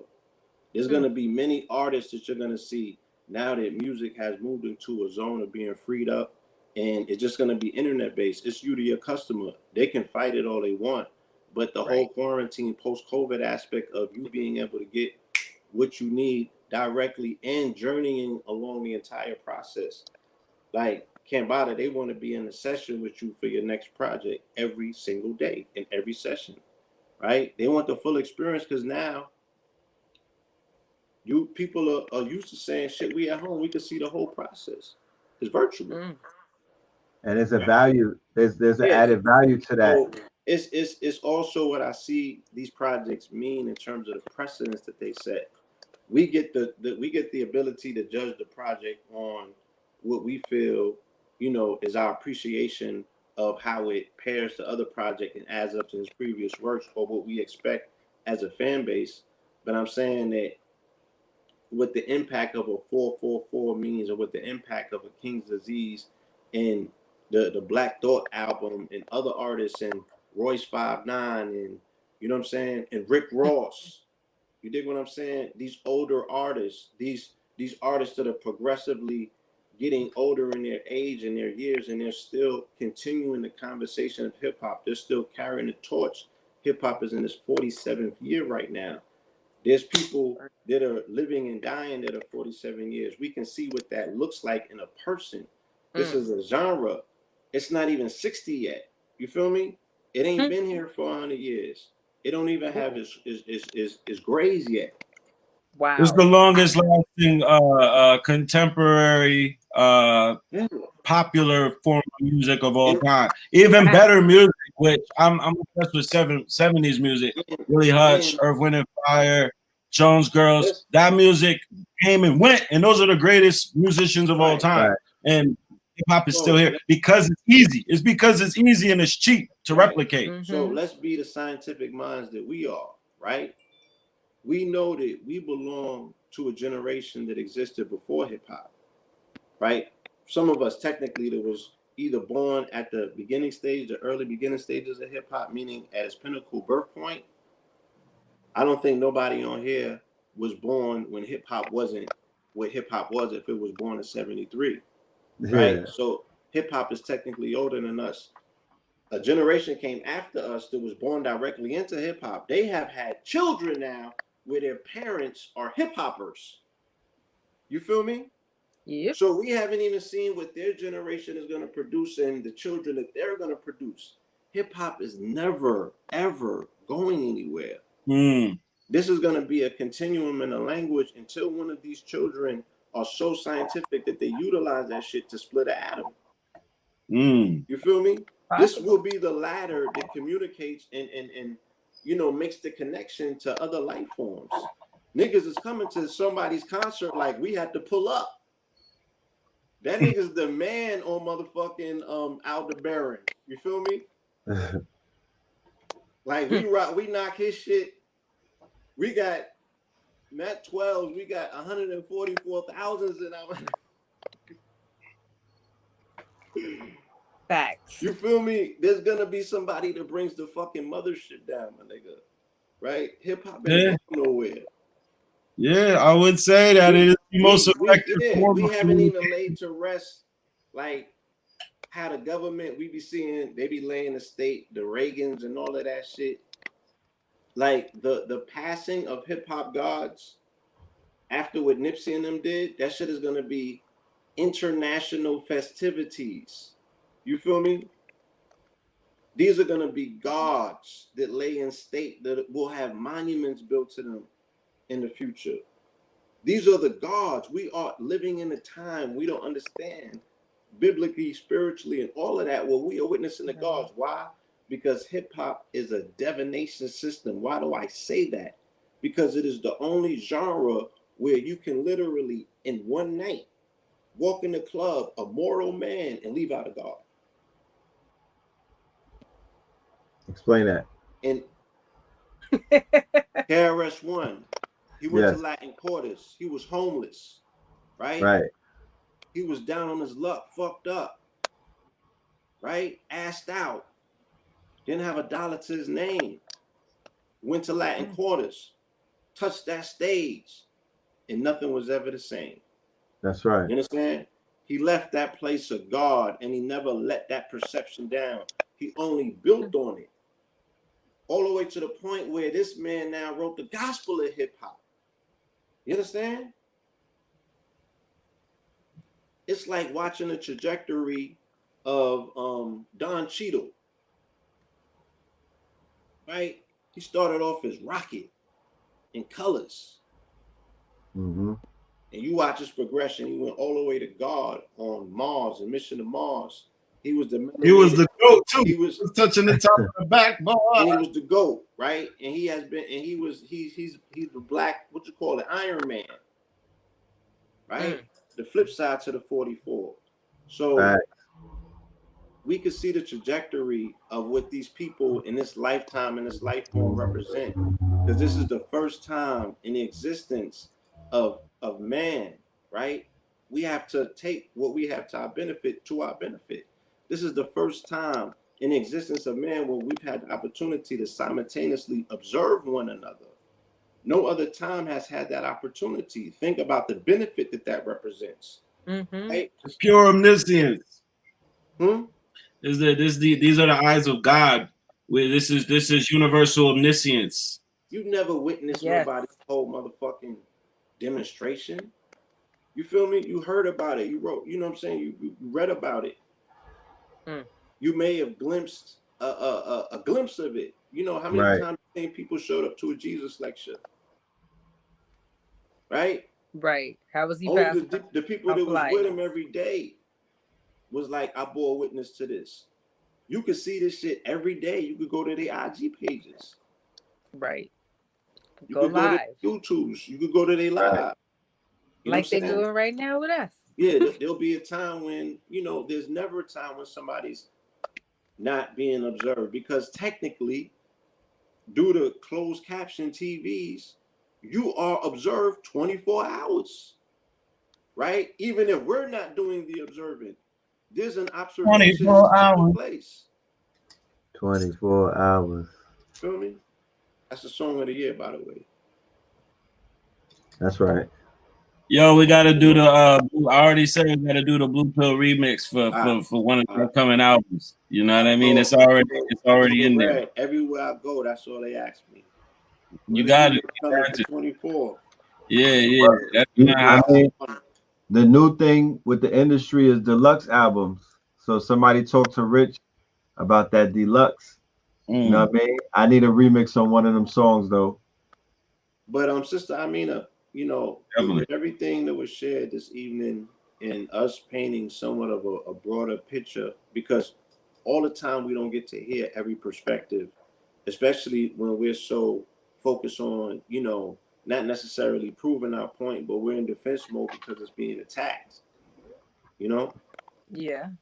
We don't always open ourselves up to filter in different ideas and thoughts and perspectives. But what was being said tonight, does that give you any more insight into the you know, the broadness of the conversation, maybe parts of it that you don't see? Oh yeah, definitely. I mean, it's like life is a spectrum, right? You have many different ways that people can live their experiences, and your experiences often shape your reality, or your lack of experiences shape your reality. So I'm seeing that a lot of people have different ways that they interpret their reality, and then also a lot of people don't realize the engineering being done to interpret their reality for them. Right. Hold on, real quick, Amina. The audio is sounding a little auto tune.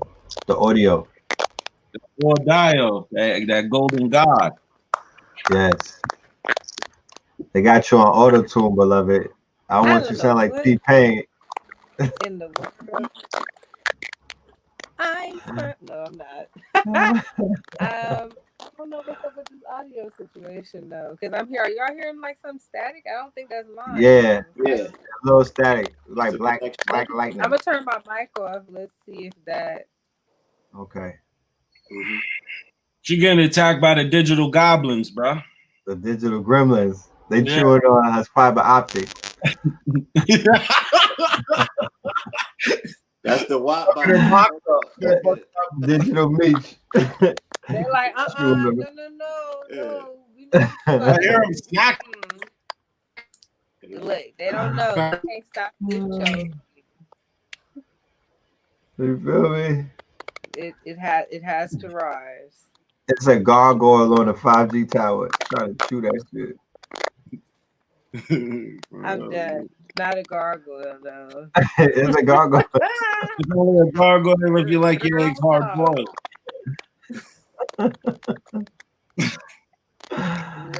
Wait, they got Kylie Jenner on your 5G tower. Gotta bring up the I rebuke. Let me go spray some digital Florida water around here and burn some digital things, because I'm not about to play. You know, troll backwards is Lord. You know how they say that. Oh, Lord. That's troll. Troll is Lord. Real quick though, I don't want to lose. I don't want to forget. We all have a date in Atlanta that we want to tell the people about. We don't want the people to not be informed that all four of us will be majestically performing our magical selves. You know what I mean? Because you know, everybody has a magical self. And when I see you perform, Sister Amina, and when I see CAMBATTA slip into his zone, and when I see Blue Pill Blackout, I see you in your magical self. You know? And I know how I felt on microphones before, where I turned into an entity, and then when the music went off, I almost was like, put me on a stretcher, because whatever that force that just went through me, I need to get it back. No fair. It's the most powerful you can feel, because it's not as impactful as athletics. So like a boxer, you know, especially like in that moment, you're so animalistic and primal, you're not thinking. But when you're like, especially rappers, we have the most leisure job or lifestyle that leads to the most riches and fame. It's you gotta mute somebody's phone. Sound like you know. I mean, yeah, that might be the. Those we are gotta get it. Yeah, Cosmic bubble gut, dude. I just muted and I was. Are y'all? Did y'all hear it after I muted? Did it go off? It went off. Yeah. You know, I'm gonna get whoever's doing my internet around here. I'm telling y'all, I paid the bill. It should be working. Nah, we know it's you good on your side. We know that it's them gremlins, goddamn striping them. You know what I'm talking about? You're rolling in bubble wrap, dude. It's not Northwest Kardashian on your 5G tower, chewing on it because you was talking about Kylie Jenner. Dude. Something is happening. Kylie rolling in bubble wrap. Kylie Jenner, dude. That whole family. Yeah, what? But what were you talking? Oh yeah, like so that force that you get on the stage, that feeling of power, is you're basically a priest. It's a priestly ceremonial process going here. It's you become the voice box of God, no different than somebody that's delivering a sermon to a congregation, except while you're talking, there's music. You're doing it rhythmically. Generally, their testimony comes after the singing, you know? So it's a little separate. Hip hop is the first experience where you're doing both at the same time. Even a musician, they're tied to one aspect of the sound. So you are the orator, you're the performer at the same time. I have a problem with the word performer. I have a problem with being considered a performer or an entertainer. I like to consider it me exhibiting art in company. Exhibit and teaching. It is an exhibit of my art that I allow you to be in company of. But so there is an aspect of the crowd has power because they just paid you to do something that they wanted you to do. And then you have power because you are impacting them or impressing them with your thought process. But that power also comes from the fact that at that one moment, you have the attention, the full attentiveness of all these people in front of you.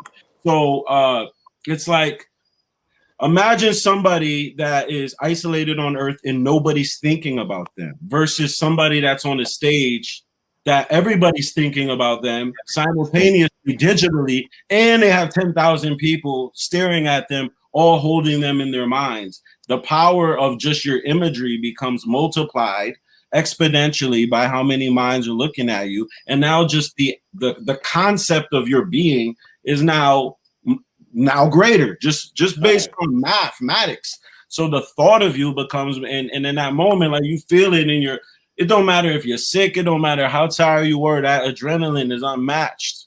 You could get it in sex, but sex is, again, that's isolated. You could get it in like fighting, but like I said, that's still primal, you're taking impact. Music is like, yeah, it is a rush. It's a rush of energy. The butterflies that I'm assuming everybody gets, they become cannon fodder. You know, they immediately get incinerated. You know, once your kundalini gets to rising. Blue Pill called it performance art. The battle rappers are not rappers, they are performance artists. That is one of the genres that can qualify the statement that we're making about this art being performance art. When you see the smack battles, what Lotus Lux is doing, with Hollow the Dawn is doing, you know, what Daylight is doing. Yeah, that battle rap, actual battle rap, not what they're doing. Like I said, it's more so performance art because the music, the lyrics are memorized, so they're performing something that's already conceptualized and thought of in their mind, right? It's not instantaneous, which is what you do, CAMBATTA. Freestyle battle rap. Freestyle battle rap incorporates all aspects of seven liberal arts. So it is the highest form of masonry because it's activating and utilizing the quadrivium, the trivium, the quadrivium, arithmetic, mathematics, astrology, right? Because it's really based. You could read somebody's chart, and their chart would probably speak directly to how the battle went. So it deals with positioning and timing and everything, every single aspect. And then comes astrology. After comes astrology, comes music, right? And those are the seven liberal arts of masonry. So the only genre on the planet that incorporates all seven simultaneously is freestyle battle rap, right? Freestyle battle rap is the highest form of man's utilization of every single mechanics that he has to his faculty, to his being, to engage and either exchange or battle in real time and become God. Yeah. You know what I'm saying? It's the most active principle of man guarding. Then comes the music part of, you know, you making songs that move the entire planet. Like I said, in comparison, Jesus probably only, let's say at the most, administered to 100,000 people, right? There are people that artists have spoken to the millions, the multitudes, and they have incorporated the way that they think, the way that they live their lives. They have given them guidance. You know what I'm saying? They have given them their entire personal cloth, right? What they live their lives by. I was incarcerated with young dudes that was like, yo, I picked up a scale and an ounce because of the music that I listened to. And they told me specifically how to cook it, how to cut it, how to sell it, how to flip it. You know what I'm saying? Like, there has been music that has directed every single aspect of people's lives and have led them to make the decisions that have led them on the journey that they end up calling life. Now, whether that's in line with their destiny was or it took them off of it, I can't personally say. You know what I'm saying? But science has also said, it's scientifically shown that when a performer is performing, the artist, I mean, the audience now has access. That artist locks into the audience's mind. There's scientific research and studies on how this interplays and interacts, how a performer has control over the entire audience's mind and they have a connection. So we are observing all of these things happen. You know what I mean? Hence the power that an artist has that they can never really get to because of their contractual entanglements. You dig what I'm saying? But imagine an artist of the magnitude of, say, a Drake that was independent. It was just him connected directly to his fans. Man. Right? And he can, whatever he want like that. You dig what the freedom of that expression of what that power represents, of how they got to come to you differently when they sit at the table with you. You know what I'm saying? It is the highest order, right? I'm not spinning when I'm telling, because I'm sitting here and I'm talking to the personage of what the genre actually was created for, and that's CAMBATTA. You know what I'm saying? It is a divination system. It is a pathway to divination. And it entails the divine aspect and force of who and what we are in real time. And we created it. And we created it in 73. That was a pivotal year. That's when the Twin Towers went up on April 4th, 1973. Hip hop was created August 11th, right? Right? And I would wonder in Leo, right? In Leo. That's my sister's birthday too, man. It's crazy. Oh, wow. 8 and 11 is 88. Because when I hear August, just like when I hear Sept, that's 7.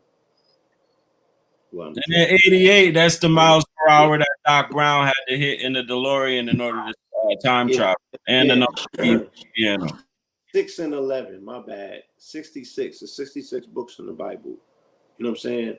Hip hop will be our New Testament. It will be our pantheon. Those CDs will be different pages in the hip hop Bible by 2044. Trust me. Dig what I'm saying? We can't see it right now because we on top of it. You know what I'm saying? We can't see it this far out. I can see it this far out. Yeah, man. I mean, I've experienced the phenomenon myself. I mean, what you're doing when you rhyme is much different than when you orate or speak in just linear, non-connected, free speech like we're doing right now. Right. It is kind of this open-ended, monologue or dialogue. is what we experience in conversation, but when you're rapping, the rhyming aspect solves the problem on both a grammatical, I guess just vocal linguistic level, but also a numerical mathematic level. And then the sonics that happen when you hear the rhyming sound solidify and also satisfy the sonic. It encapsulates it. It solves it. We like to see a burger with 2 buns, and the rhymes give the wordage. The aspect is the insides and the context of the sandwich. The bread becomes the rhyming aspect, and it locks it in. And so it's different than just having fun or you're finding patterns, and you're making these patterns. You're deducing it and reducing it down to a simplistic pattern that you can then start to see the patterns in life, kind of like the movie, Jim Carrey movie 23 or Blue Pill's Law of 44. Once you understand the patterns of the matrix and the way that this reality was coded algorithmically, that our minds are able to, I guess, coagulate into one solid experience. Rhyming is the highest form of, I guess, linguistic communication. And then we're doing it rhythmically on music. So we're sampling the best music ever. And when you sample something, you're just taking the whole equation and you're kind of, I guess, holographically just snapshotting it, and you're looping it. And when you loop something, you make it cyclical. This whole thing that we figured out, I mean, I remember I always ask, what's greater, the pyramids of Giza for I guess a construct or a mechanic of language, or I guess communication? Is it the pyramids and the hieroglyph system, or is it hip hop? You know what I mean? Mm. But yeah, like, no, this what we're doing, what I've been able to stumble on, and how I've been able to add wrinkles and add synapses and different pathways to my brain, and kind of the synchronism of gathering all the knowledge of all happens by picking up the patterns and knowing the formula. You don't have to know all the facts if you know the formula of truth. And that everything you observe from that point, you're able to get to a solution. And hip hop has endowed me with that ability. 100%. I would say in the Goetia, which is the books of magic, they speak about the binding aspect of rhyming English words, right? The binding aspects, the same thing with abracadabra and other. It's incantations, right? So even Sister Imina, you could co-sign that in ceremony. Yes. Right? The rhythmatic, the rhythm, the quote unquote, the binding aspects of when these words rhyme, the connectivity of words when they rhyme. Like Blue Pill speaks about the box. So when you're rhyming words, you're building a box. You're creating a rhythm. Right. It's a 4-bar sequence. 4-bar sequence. Sacred math. And music perception and syntax is created in the area of the brain, which is the Brodmann area 44. That's right. So on top of a sound bed, you're creating rhyme or creating rhythm, right? Or you're creating melody with rhyme, right? So you're controlling the language. That's why the brothers from down south, the bottom, the brothers with the vernacular, with the slang, they're able to bend the English. The English language is malleable in the South and on the West Coast. And then we have a certain command of it on the East Coast, and brothers in the Midwest. Remember Do or Die out of the Midwest? The dudes with the fast flow. Doing what I'm not.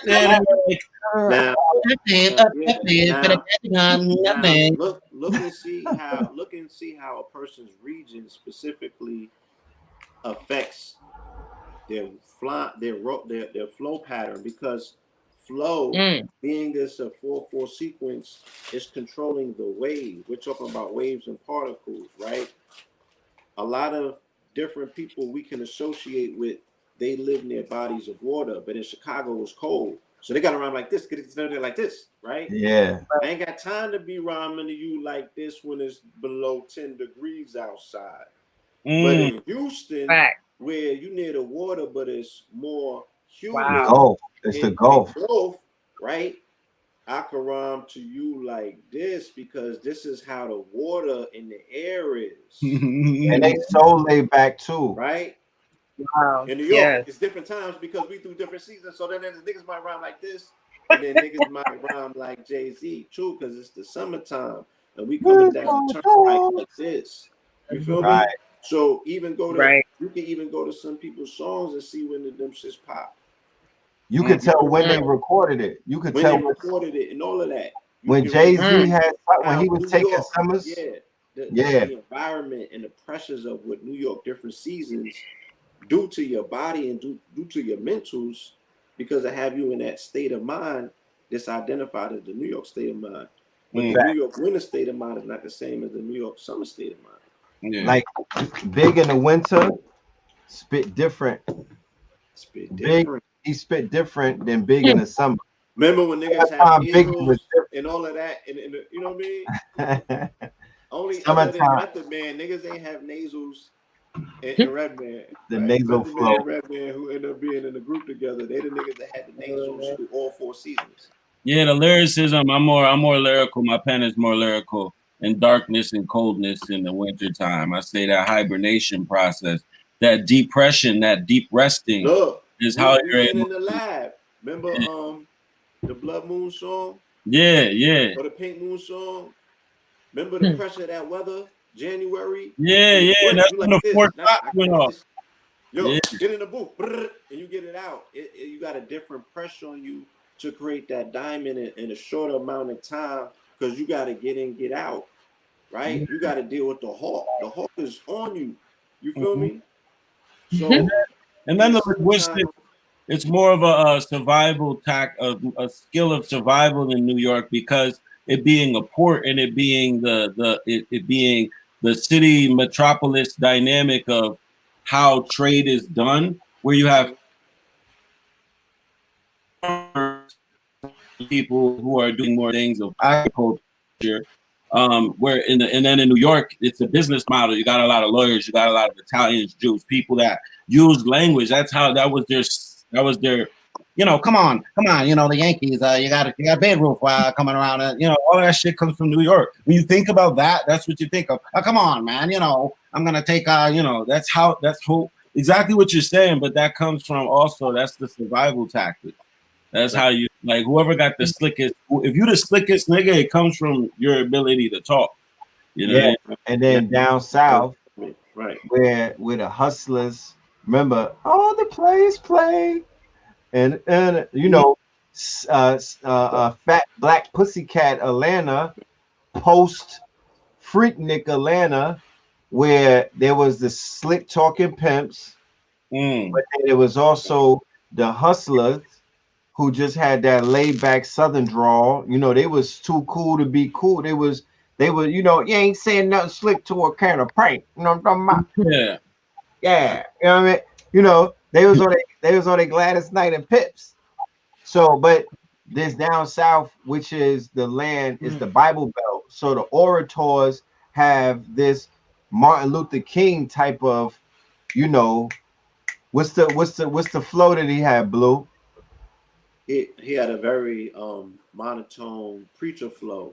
That was now the Lord shall know. That's a very effective hypnotic flow that some people have to go to school to learn. That's right. People that have it naturally, they said that he had a natural knack for that. You come up through ministries, through entire generations, you know what I'm saying, utilizing the monotone nature of that particular flow, because that can draw in anyone. You know what I'm saying? So it's almost like a hypnotic flow. And Southern rappers had that. Think about how effective Jeezy was. That drawl and that flow he had. Really? The way he drawled that, you couldn't get away from it. It's more effective. He was a hell of a rhymer. That was Been saying a whole bunch of shit. You're saying a whole bunch of shit that confuses you. He was, you know, I get a whole slab and I break it into two. Go downtown. Yo, I promise you. I remember the first night.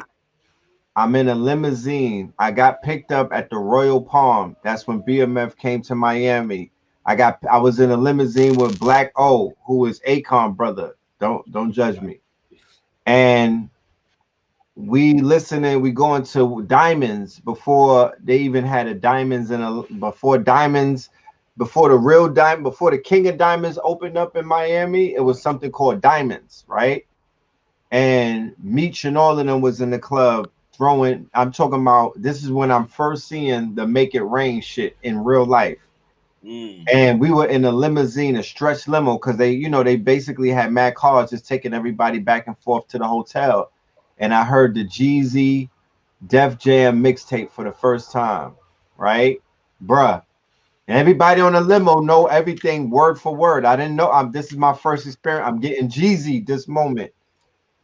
I'm getting Snowman at this moment, right? This is my Snowman moment, right? And that's key. You say that. Avalanche. No, that's key. You say that. I'm gonna get back to that. Go ahead. I woke up the next morning and I felt like I was in the crew. Like I was indoctrinated just by the music alone, because the music was a movie and then some. It was a soundtrack to a movie that I was witnessing happening in real life, that I was like, hold on, I didn't sign up. Wait, what's this? What's happening? I'm like, I'm looking for Hype Williams. I'm like, fam, when they go right. Jeezy was it's so no effective. Cut. The government called cut. The feds was like, all right, action cut. Right. Jeezy we let y'all do what you do. With his conversation and his draw and his flow, even though we knew it wasn't the most lyrical, and it was I don't want to say offbeat, but it was something that we wasn't used to in hip hop, because we were still looking for lyrics. We were still looking for a standard, and we wanted to be judgmental about Southern shit. And but he was undeniable, and the fact that it was so effective, it was so simple but so effective. You know what I'm saying? Remember, he got the pass because he had the Snowman, and niggas knew it was directly being marketed to children. But they was like, yo, son, get a pass. And with that came the whole t-shirt shit came with that.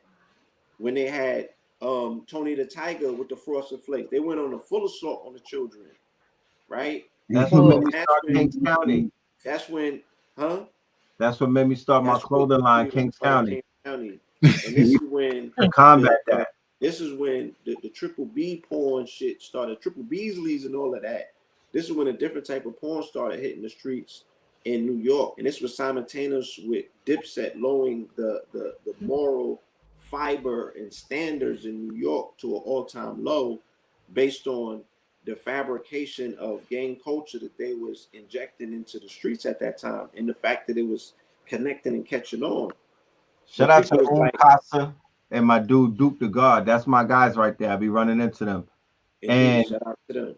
We're gonna, we've been building behind the scenes about having this deep conversation about the Dipset, the history of the Dipset, and the cultural impact that they had in the New York rap game, Harlem, just all around. Like Blue said, the interjection of the gang culture, that's a Dipset exclusive.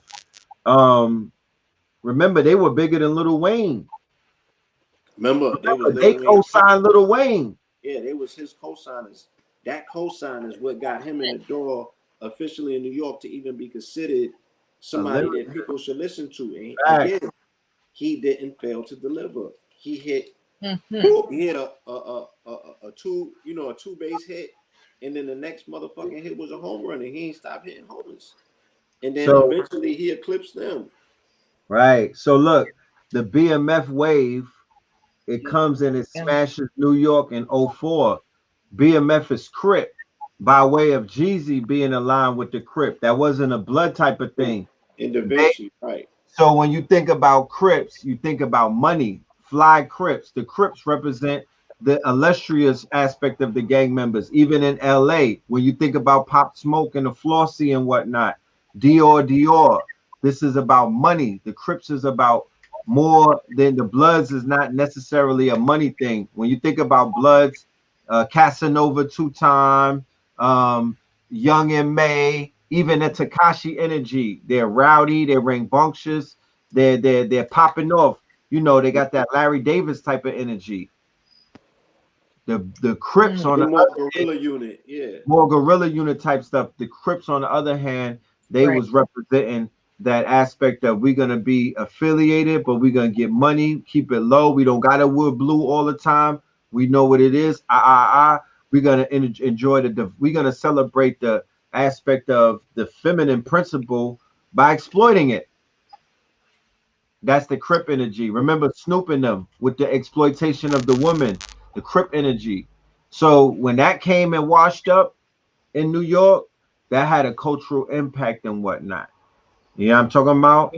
And fast forward to New York right now, 2020, because of the Pop Smoke influence and because of the Brooklyn drill influence, it's a Crip city. You know what I'm talking about? It's definitely Crip city. I went to see AA the other day. He showed me an article in the Daily News, and the article said that the rising shootings in the whole New York City, they're attributing it to all. They said 85% of it is all Brooklyn. They got Brooklyn shooters going to other boroughs, putting in work. You know what I'm talking about? It's like Uber Eats on the drill. They're exporting the drill to other boroughs because drill is a mind state. So there's people that's drilling that don't gotta be in the gang right now. They niggas is finding oppositions. Like, yeah, I don't like son across the street. I'm gonna drill him. You know, I'm gonna go around. I'm gonna call an Uber and go around the block and drill him. They're hopping out of Ubers drilling niggas in Brooklyn. You know what I'm saying? Car 85, like Nas said.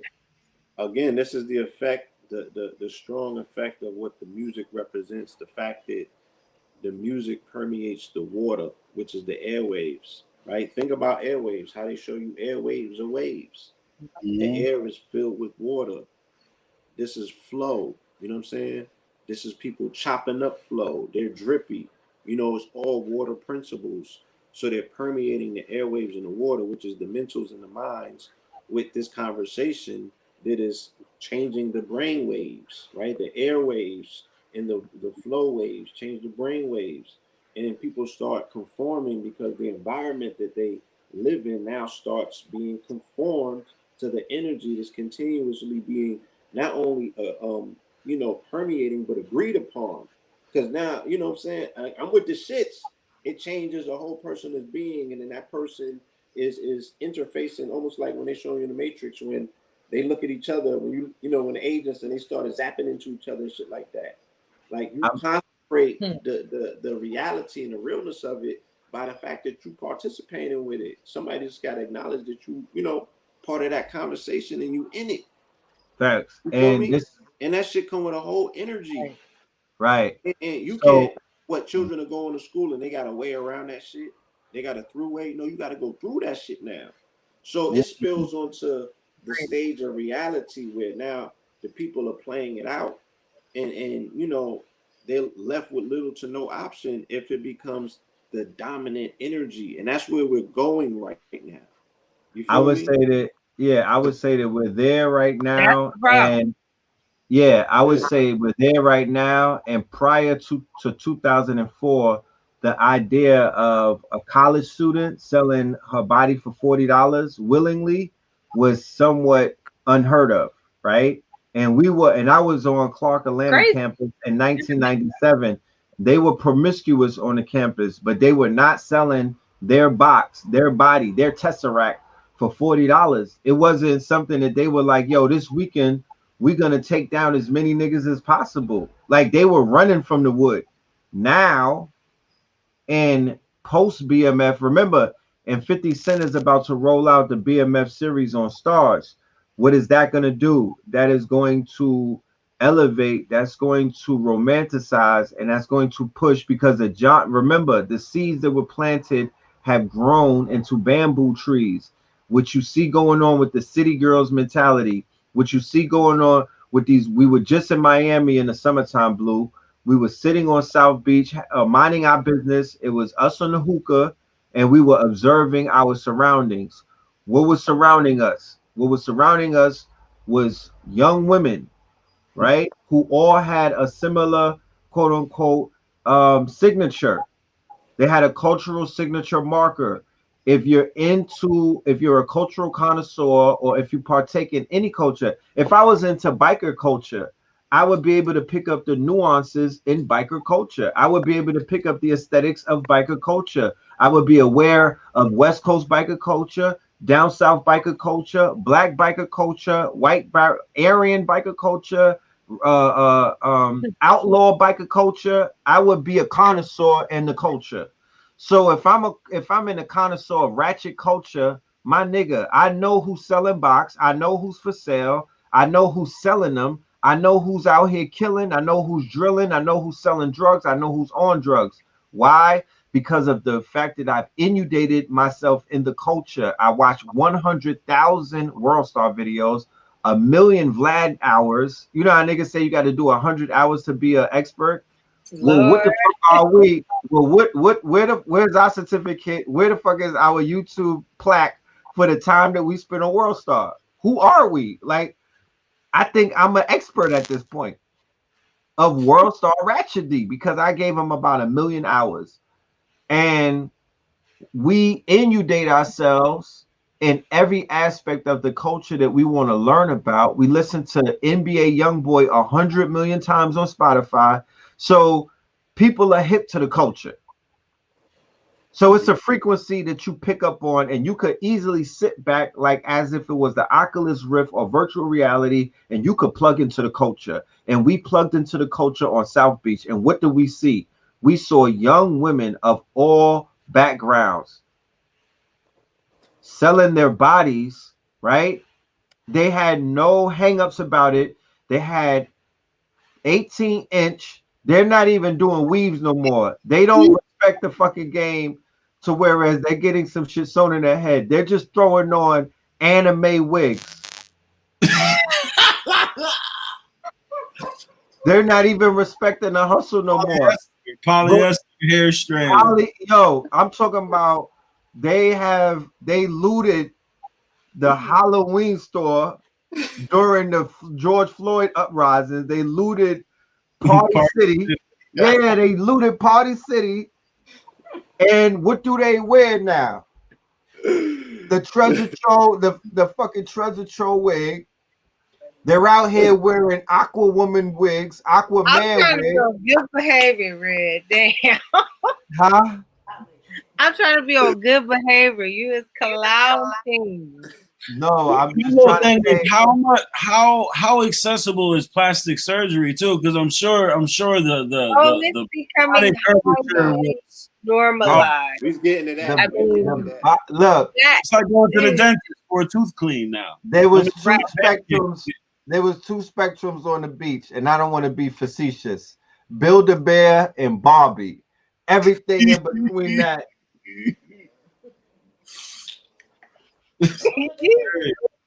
brother. To Barbie. Serious, that's it. That's all that was there. It was the spectrum. Everything in between that. And you had sisters. You had sisters that was just minding their business, trying to get a tan, and we're not going to include them in what we saw. We're gonna scoop. It's almost like if we was out here fishing, we had the big net. We just gonna scoop what we scoop up, and all of the other Nemos that got away. We not talking about that. We talk about the sisters who are going underneath the knife, right? And they're going under. I mean, that's been deeply normalized. I mean, it started with the butt shots, but the knife turned into a machete.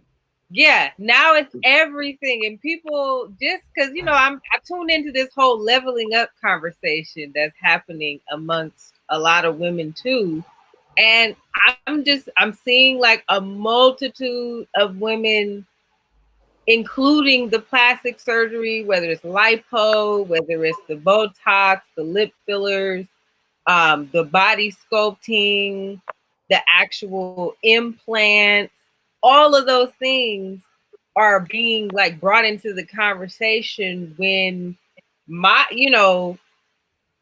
ideally a leveling up is you just improving your health, wealth, who you are, your standing, your relationships, everything like that. But now it's like going to this whole extreme. I mean, even in some Facebook groups I'm in, I'm seeing girls, posting RIPs about their friends that was in the group and died because of botched surgery and DR and Mexico and stuff like Hold that. on. I don't want to cut your wisdom. 8 weeks. So you cannot sit on your buns for 8 weeks. They're letting some women go with no type of pain medication.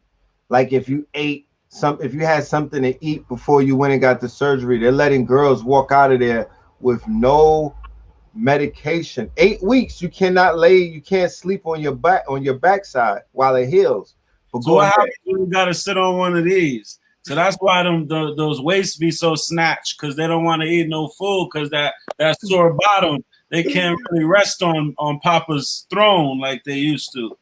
That makes sense. I mean, geez, I mean, how can you use the restroom like that? I mean, it's just so much, and you gotta unpack like the root cause of that, and like what is the psychology? Like, what are you really trying to achieve? Like, invest your energy in, like, what does that really mean? And just like relating that to like what you said with this whole city girls mentality, what's happening with WAP being the dominant image and vibration that's being put out about young Black women, and how young Black women are like viewing themselves just in that box. Like, everybody, of course, you're gonna be having sex. Everybody should have great sex. Like, I'm not saying women shouldn't have ownership of their sexual power and who we are and how we are presenting ourselves to the world.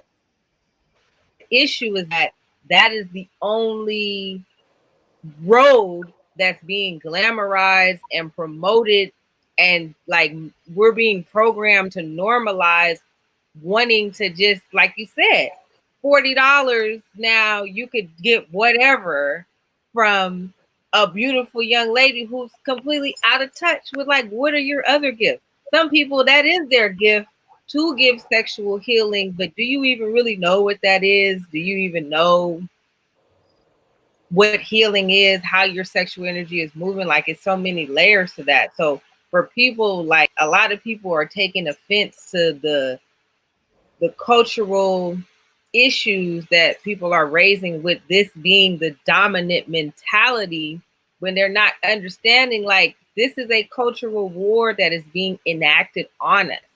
I'm very curious to know if even this collaboration, the timing of this song, all of that, whose actual idea it was, who is really funding that, like how is this being orchestrated? It's not just this for like, it's a whole machine behind it, and people are like, well, I want my sexual freedom. I'm not debating that. We should all have that, but it's like we got to put stuff in context. And our conversation right now, like us as a people, we're facing so many things. Our music and our main cultural exports to the world, like we need to be focusing on that. We don't need to be focusing on trying to have a snatch waist, having this, like, if you want to wear a wig or whatever, I'm not really tripping on that. They wore wigs in Kemet. It is what it is. If you're addicted to this look, though, if you are addicted to seeming like you are becoming this Instagram version of people, that you're doing all this so that you can attract men that you can then try to play for whatever and get your financial come up that way, like that, you just have to unpack that a lot and really drill down to like our self-worth that's being stripped from us by making us just automatically think that that's our only role, especially for Black women, in having like a sense of success in the world. Like there's nothing else that is gearing the like the overwhelming international conversation and export that's coming out. And we have to like stop that in its tracks in terms of like this whole prostitution mentality that we thinking like that's the way to do things. And I'm also saying that on the flip side, yeah, I'm never going to accept any rusty, crusty, or dusty energy into my life from any man that I'm with. So I'm not saying people can come to you and not have anything. I'm just saying you shouldn't, it has not been a wise thing for me in my life to just look at people for the material gain I get from them in the moment and not analyzing their character, their spirit, all those other things. You just, whoever got a Benz and whoever can cash out for the night, that should not give them access to all of these parts of you. Think about the irony of this. The fact is that a few months ago, even technically leading up to now, the world is having a conversation about an invisible enemy invading our bodies and our bodies being so precious, right? Building our immunity, not doing this no more. You got to put mask on. You do all of these things to be COVID clean, right? And to dodge an invisible invader, but an aspect of promiscuity, of allowing people, right, foreign entities into your whole universe, right? Your body is your temple. It's your whole universe. It's your access to a whole nother dimension and portal. And people are just, you know what I'm saying? I'm just even talking about the conditioning in society, even about being COVID clean, and that even totally being left out of the conversation. Okay, well, what's the new standard now about how you source your box? You know what I'm saying? You just jumping into anything, because you was just telling me a minute ago how body conscious you was and how health conscious you was, and you was wiping off your but you ain't see a COVID condom commercial yet. Ain't nobody come out with a COVID alternative about how to get inside without necessarily coming into contact with shit. You know what I mean? There's not been no emphasis put on it. So I mean, you could tell some things don't add up to other things, right? And we also can see definitely there was engineers behind this. But what I'm saying is that even if I'm a social engineer and an evil genius, I'm going to fulfill the mandate of the fact that if Mars is in Aries, I'm going to get everybody to focus on the blood, because that's what Mars and Aries represent. The whole world is talking about the engorged vaginal walls or the pillars of these two women's vulvas, of their vaginas, where the most blood is located. You can like magnetize in whatever you magnetize between the poles, you control. You feel me? So this woman is also the person that they choose to be the mouthpiece for Black America to the Democratic candidate, right? And these people's whole shtick as Democrats is violating that portal. You know what I'm saying? And doing what they do with it. These niggas is pedophiles, right? I mean, even without us hearing lopsided accusations against the nigga, you could see him in action and be like, oh, he's a dirty old nigga. You know what you're looking at. And if you, again, are denying your ability to discern in 2020 and come up with your own conclusions, right? What is your personal decision 2020, right? That's an internal decision and conclusion you have to come with. And when you start questioning yourself and you know, going through your checklist, then you're gonna be able to see a lot of this other shit for what it is. My whole thing is they put a boat in a current that's gonna take it somewhere anyway because of the energy that was present. So because the whole concept of the Christos or the Christ or the nigga Christ energy, as CAMBATTA would say, we just left out of Leo, which was the king. Now we're in Virgo. The whole aspect of Christ is the Leo's on the cross, right? He represents Tipharoth on the tree of life, the sixth Sephiroth. He is the Christ, the king. He's on the cross and he's balanced between Cancer, which is the mother, and Virgo, which is the woman. That's the challenge of a king. We are at the point in time cosmically where after August 20th, we have now received our coronation as a people who have come out of 400 years of slavery. You do 1 year of a jubilee, which is a celebration. You settle your debts and people make their atonements to you. We just witnessed that as a people. We partied the whole quarantine. We partied in December when we went back to Ghana for the year to return They did $1.9 billion in under 30 days. What do you think the rest of this year was going to look like of 2020 with us going back to the continent, doing big black business, right? So even look about Entrepreneur on the last day of Leo comes out. King Disease on the last day is, you know what the fucking King Disease is? Envy, right? So his setup showed you in a cosmic example what the King's Disease is. Yo, imagine if it was 2 kings or 4 kings controlling the kingdom and putting our resources together instead of 1. Y'all see what this nigga's doing to me? That's how kings keep on getting chopped down, because they can't form a kingdom with other kings that have establishments of their kingdoms to bring together the empire. Right? These niggas are sitting on M's, and that shit is non-conducive because the people is right now, and you could connect with the people and be a hell of a social entrepreneur. You could turn a $10 million investment to $100 million quick by creating incubator communities for creatives and geniuses, and you could put down fucking container homes and you know what I'm saying, prefab homes. You ain't got to spend no bread. You could get that shit on credit, my nigga. Y'all niggas got hedge funds. What are you talking about? And you got friends that's real estate developers. Niggas could take it on the arm and do it for you. You just got to make a phone call. So, I mean, there's a lot of aspects of what we are bearing witness to right now that is very biblical, it's very spiritual. It's aligned with a mythos that we are acting out.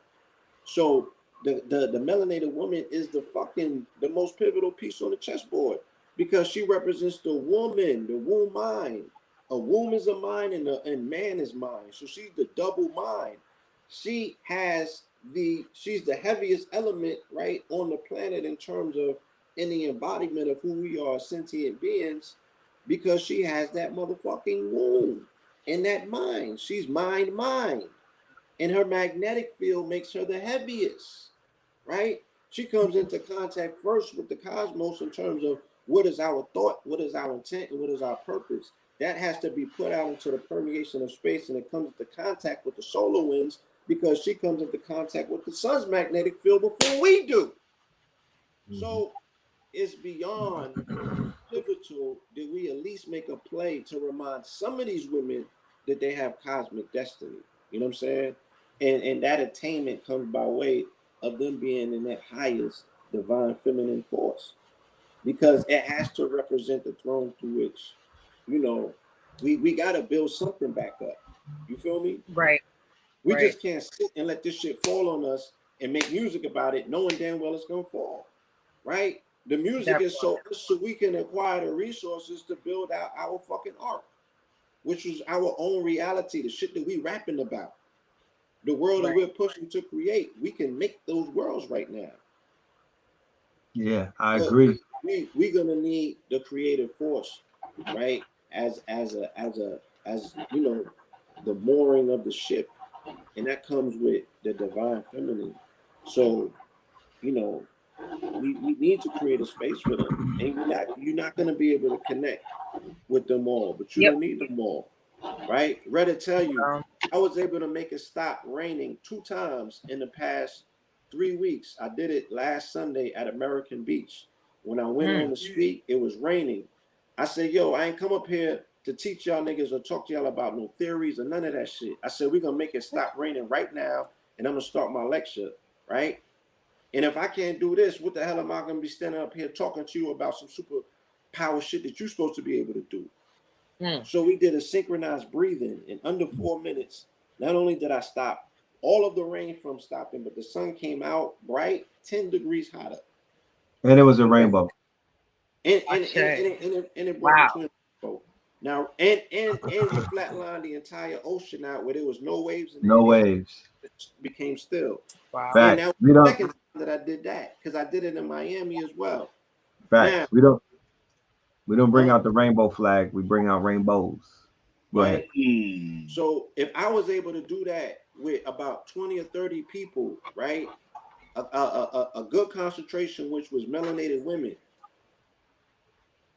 What can we do with 10,000, 100,000, right? Empowered minds with a particular intent and vision to say, they're going to do what they're going to do. You know what I'm saying? If you want to do something, now's the time to do something different. Now's the time to start building out that world that you're dreaming about and envisioning. And that's the only thing you should be focused on. Building out something that's opposite of what's about to fall. Because this is what happens in the fall of fucking societies. This is exactly what happens. We trying to hold this. No, this is falling. You can't hold it up. And this is exactly the Kali Yuga. It's supposed to look. This is how it sounds. You feel me? Right. The harlots are celebrated. This is where we at. So if you want to see something different, now is the time for like minds to come together, because it's not that impossible to get low and build your whole shit out. You know what I'm saying?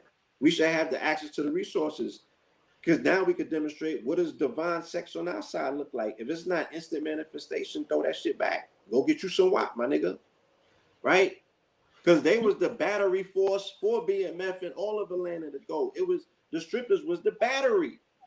The strippers was the battery for the music industry down here. Yeah. The strippers is the feminine principle in Atlanta. However, people perceive it to be found when they observe it. It's the battery of Atlanta. Oh, for sure. Whether this shit has some fucking acid battery fluid in it or not. And I wanted to say that because of the fact that the woman is the battery, you know, the mentality that's being promoted where it's about, you know, we're looking for a scammer, or we're looking for a trapper, or we're looking for a dope boy, you know, what responsibility does the divine feminine have in still perpetuating this vicious cycle that young black men are going through, where they're criminalizing themselves to keep up and to be favored, because women are the ones that choose. You choose us. We don't choose y'all per se. They say that the women are choosing. So if the mentality that the city girls are telling young women, teenager women, young adult women, and even women in their 50s and 60s, they look, the new quote unquote top of the hierarchy, the new capstone that we all aspire to sleep with, right? The buck that we are all trying to fuck is this guy right here. When she said it, then Meg said it, then Cardi said it, and then Nikki came and she was pregnant and she said it. So if enough of these top bad bitches say it, then mentally young black men who could be doing things like, you know, tapping into their skill sets and, you know, being an LLC owner, or, you know, not taking penitentiary chances, but taking it into an entrepreneurial mind state.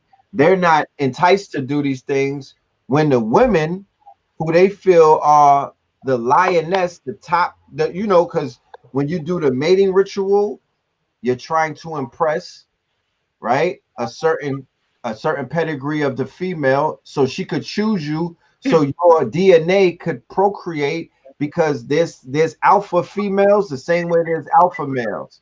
And like Blue Pill said, in Atlanta, the alpha female is in a strip club. The alpha female is the top bitch who gets the most bags, or even a top bartender. Right? Yeah, the top gamer. Right. They run the city. They run the city. They got the keys to the city. They got the ear of everybody that's influential in the city. They got the keys to the city. Mm-hmm. So theoretically, they could have had a level. They could have had a militia, like In Fact. They could have had a secret society. They could have had a hit team running through if they really wanted to, because they have enormous influence. They are the proverbial queen on a chessboard. They could go into rooms, into buildings, into places that the king on the chessboard, the Black King, could not go into. Mm-hmm. That's in Las Vegas, that's in LA, that's in New York City, especially, that's in Atlanta, that's in Miami. Y'all could go into places that we could never go into. Y'all move, you rub shoulders, you mix and mingle. And why we were saying that the whole culture is very dangerous in times at war is because there's no loyalty in the whole culture. They showed you that in Players Club with Diamond. They was dancing for the police. So what are you saying? Yeah, you know, the women only can answer the call. They can't choose. They don't have the all of them don't have the quote unquote luxury. And I think even the thing about what we had witnessed in Miami, you know, that observation hit at a time when the conversation was about melanated women saying black men don't protect us, right? And everybody tried to jump in on that conversation. And they was like, oh, you're not a real man if you make distinctions.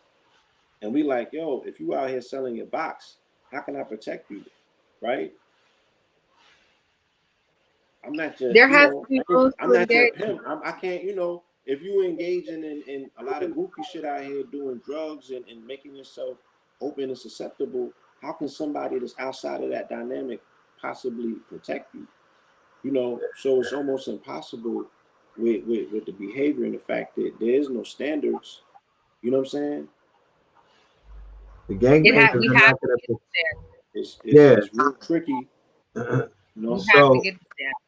So for sex workers who are working with sex, they are employed, they have employees, they are employed, they're making money, they're in a multi-billion-dollar industry, and they're asking, where's your protection? Well, goddamn it, what's the budget? How much do you have, and what are you willing to pay?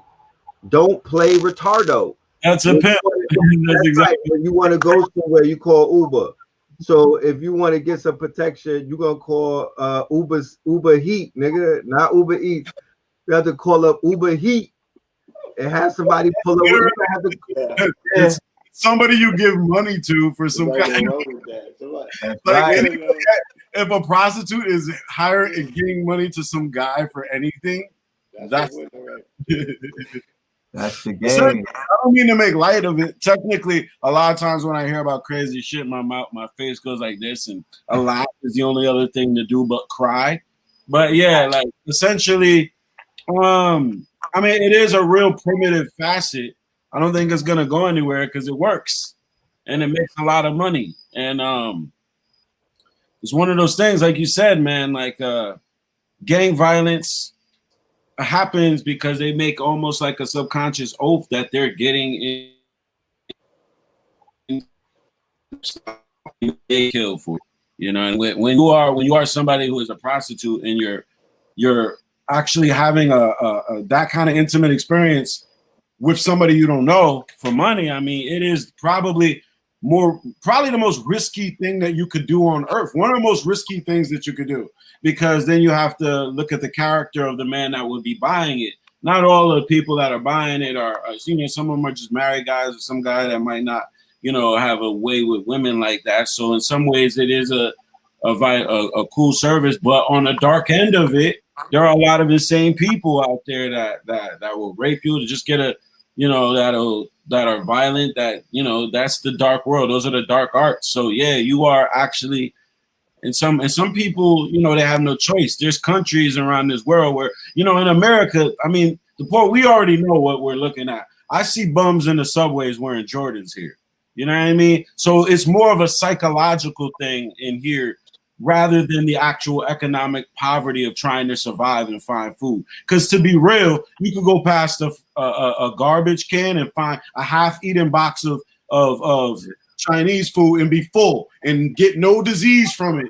And but there's people in you know, I saw some stuff in Nigeria, Libya. There's hardcore, like the only other thing to do besides kill people and take what they have is be a prostitute. If you're a woman, you're just a prostitute. It's just like the only way that you can eat.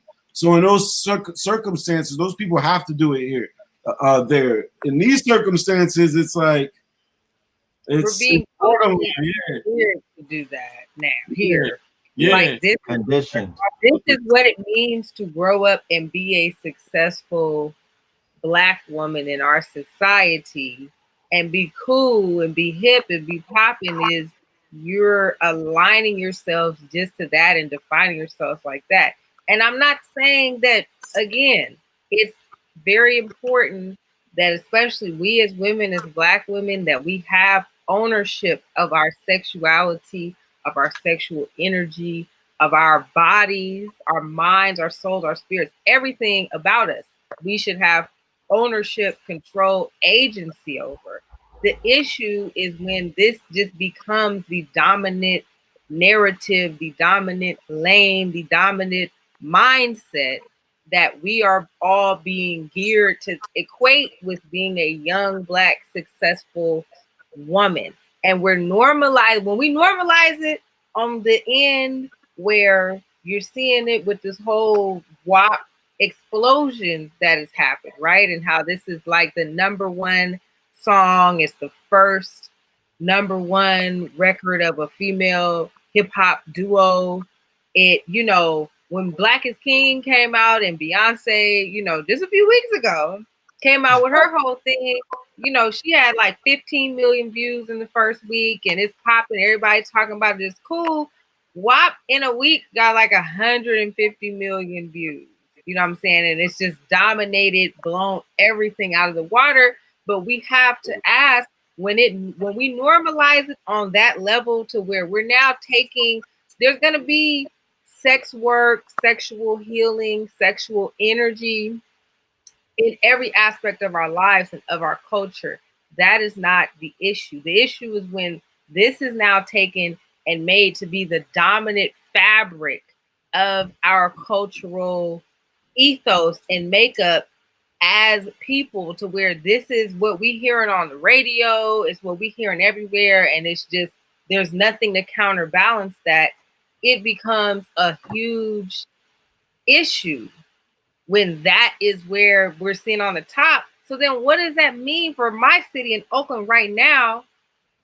80% of the teenage girls that are being found in what's called the commercial sexual exploitation of children, CSEC, or being sexualized commercially, 80% of those under 18 are Black girls.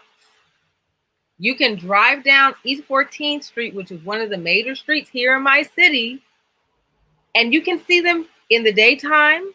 You can see them at the nighttime. We have so many motels, no-tails, hotels. Parking lots are full all the time, and people ain't traveling like that. I had an so, event. like, this normalizes that. I had an event in Oakland for Malcolm X weekend. Me and Baba G went out there, and the festival happened to be on a Sunday. Right over there. So, yeah, the festival's right over there. Yo, we must have got there early. We got there like 6:30, my nigga. They was out there, son. And they was young. You was right in the thick of where it's all going down. The pimps was on bikes, right? The pimps was on bikes, then they would have, then they would come and pick them up in the whips, take shorties, they would bring them, like I seen, because I was going to the store to get supplies. So I kept having to walk through this shit. So I seen them change shifts and everything. Yo, it was real, son. Like rampant. Rampant. Yeah, and they was running them through it. You feel me? Yeah. It goes down. Yeah, I seen that in Chicago. I seen the 14-year-olds hugging the block.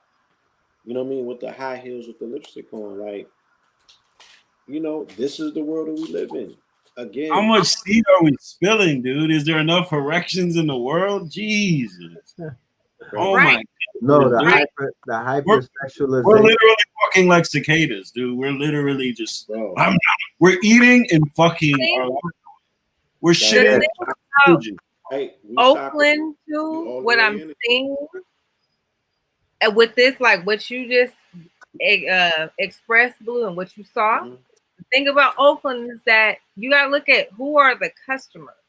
The customers out here, I don't want to call them customers, but the people who are paying and really benefiting off of this are not Black.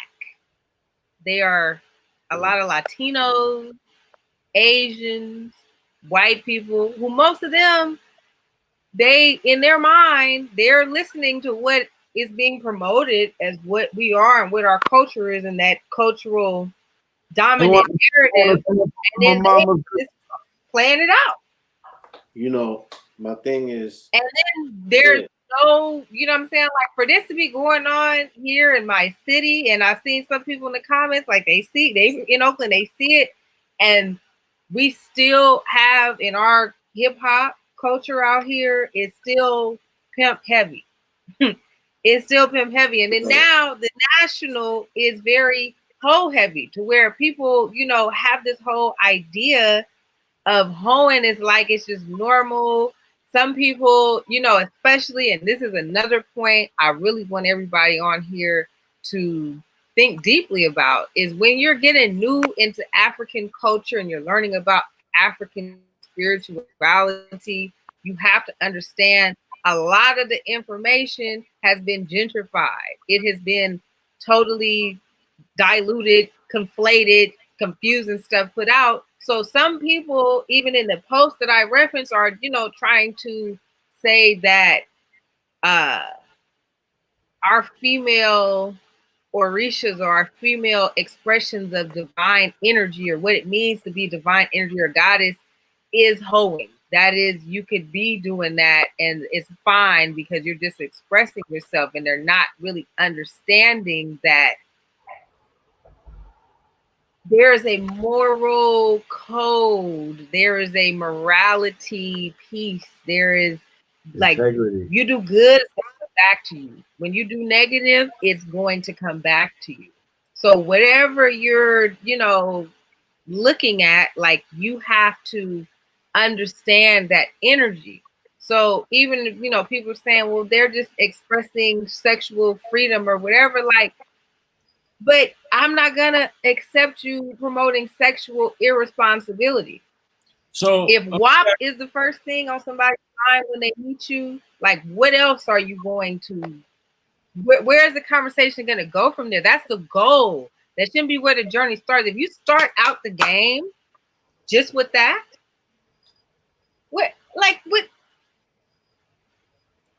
where else are you taking it? Like, that's gonna get, everybody's now throwing that out there. So what is gonna make you different? Like, what's that? So is it like a gateway? Are you saying it's like a gateway drug? So like we see the imagery of it. The next step would be, you know, putting it on social networking. Then you got actually stripping, and then does that always segue into hoeing? So what percentage of these strippers, in your opinion, are actually an experience?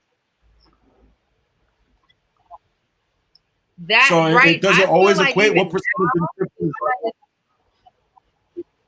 Hold on. Now it's probably a huge part of the game, because to keep your customers in the strip club, I would imagine, based on what I saw and experienced back in the day, I realized really quickly that the lines were very thin in terms of a lot of people that you saw come in, making it rain and doing things. It was a whole other relationship that was happening with them and the people that was getting rained on. With the girls in the club, it was all kind of other dynamics going on.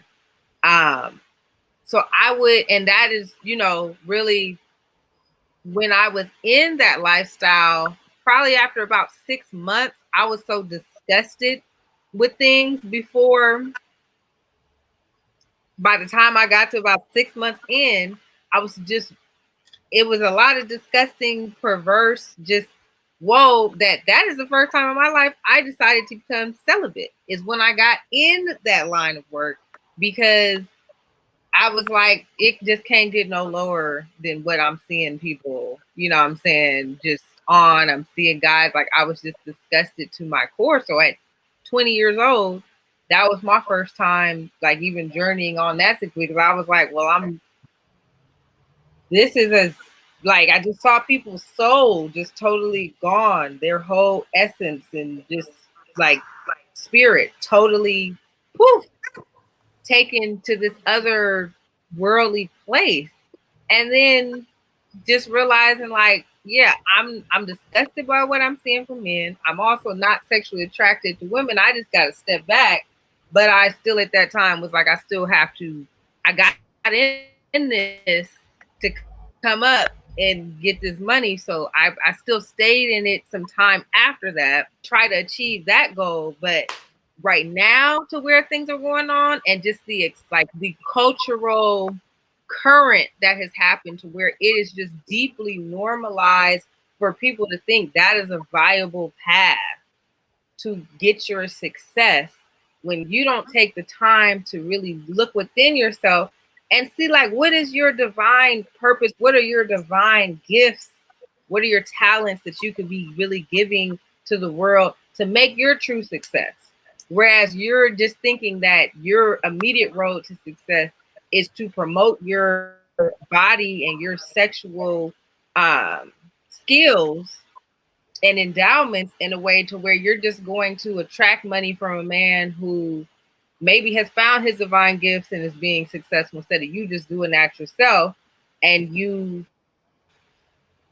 then attract somebody who's going to be successful because you're successful. You're not just putting, like, a lot of women are limiting their destiny capacity just by focusing on what they look like and how they could have hook and dude with good sex, and just that's it. Like, you still got, I'm not saying you shouldn't be having good sex and have your body together and have everything together, but like, we have to elevate even like our self-esteem as women in terms of like, I'm like, when I just bossed up on my own life and start tapping into my gifts and talents, just not on just how I looked and how I could pull a dude that's successful using his gifts and talents, it just elevated the status of my life in ways that now it's blessed me so much that I'm like, it would be up to me to not share the wisdom that I learned with. Let me show something real quick. Pulling a dude who has reached his success capacity without us. Right. I want to show you this real quick because you brought up something about where's the WAP thing going. So I just want to show you where it's going. Can y'all see? Can you see the screen? Mm-hmm. I'm gonna cut the volume off because I don't want it to. Lord. I don't want the copyright. Yeah, it starts in the Bronx, so you know, not safe for work. If y'all over there at Denny's and whatnot, if you at Walmart watching this, yeah, you might want to walk away. Some dudes in bed with their girls right now. They don't want to see this. They're gonna say, "Baby, what you watching?" This is where it's going.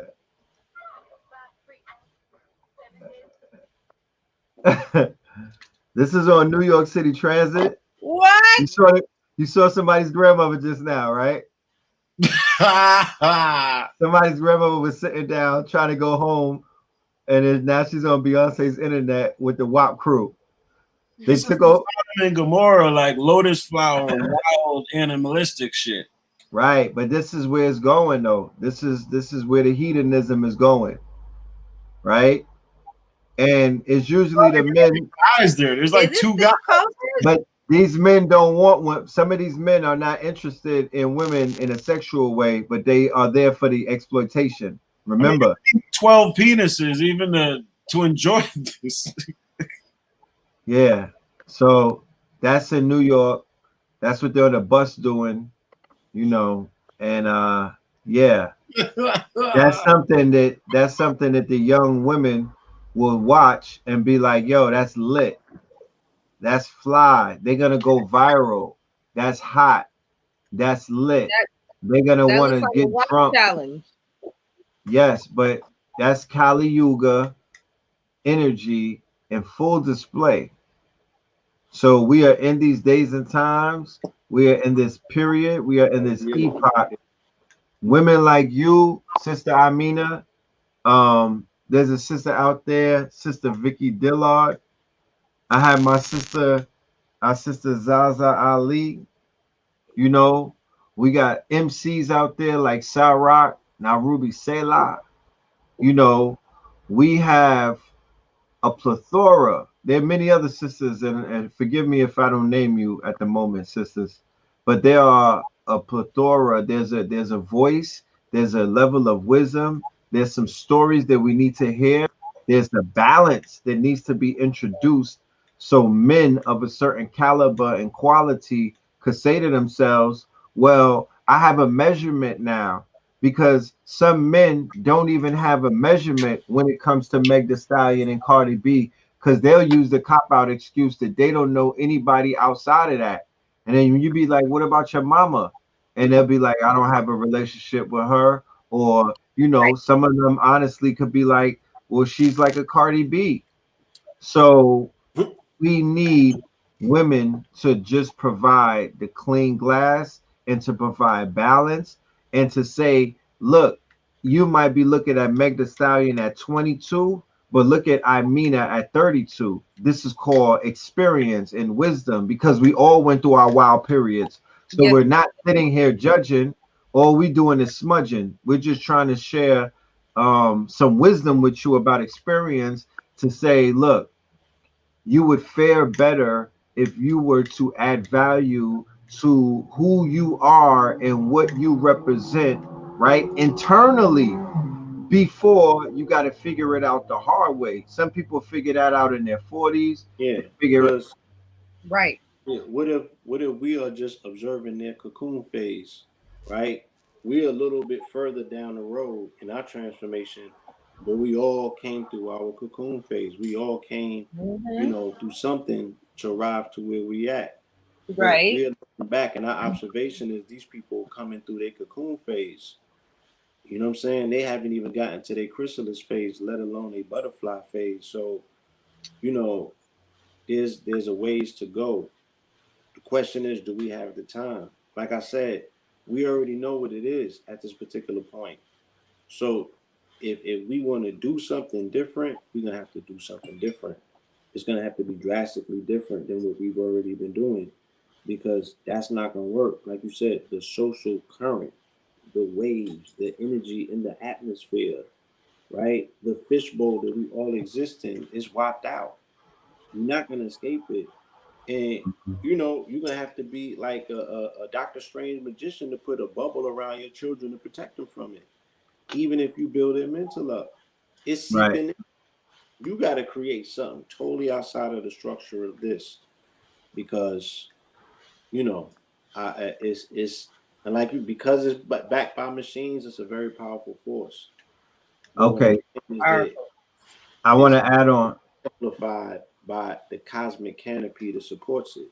Yes, I want to add this on at our 3 hour mark. That on September the 11th, which is the 19th anniversary of the catalyst to consciousness, and we call that 9/11. That was the day that launched millions of us into this path that we're on, called consciousness. It's erroneously titled the conscious community. What I want to say is 9/11 was our matrix red pill moment. On 9/11, we're going to celebrate those 19 years in Atlanta. We are going to have a performance on, it's called the Mystical Fair Weekend. The Mystic Fair Weekend. It is the Mystic Fair Weekend is given by Ty Sealy's Raw Reality. If anybody is in anybody in the Atlanta area or in the spiritual, right, the Spiritual Conscious Network, Mama Ty Sealy is an oracle in our community.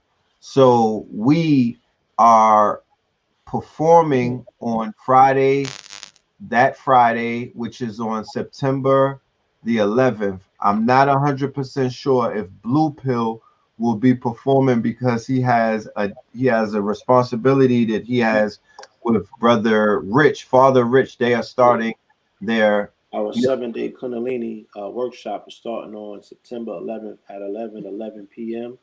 Right. But I will be there nonetheless at some point throughout the day.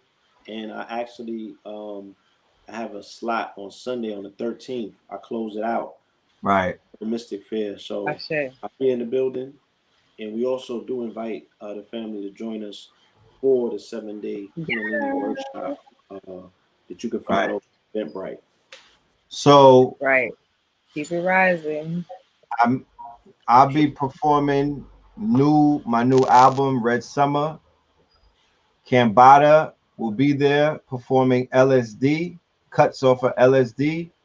Sister IMINAH will be there performing cuts off of Ghetto the Goddess. Not only are we lecturers, but we also are going to tap into the musical artistic frequency of healing through sound and of performance art.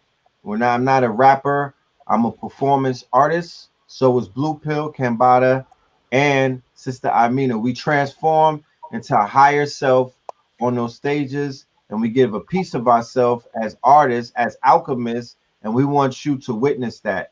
Now, this Sunday coming up, August 30th in Atlanta, I will be doing a lecture at 640 in West. That's called the Unity Cafe. and Cafe. Yeah, Unity Coffee and it's the Unity Cafe, right there in the West End.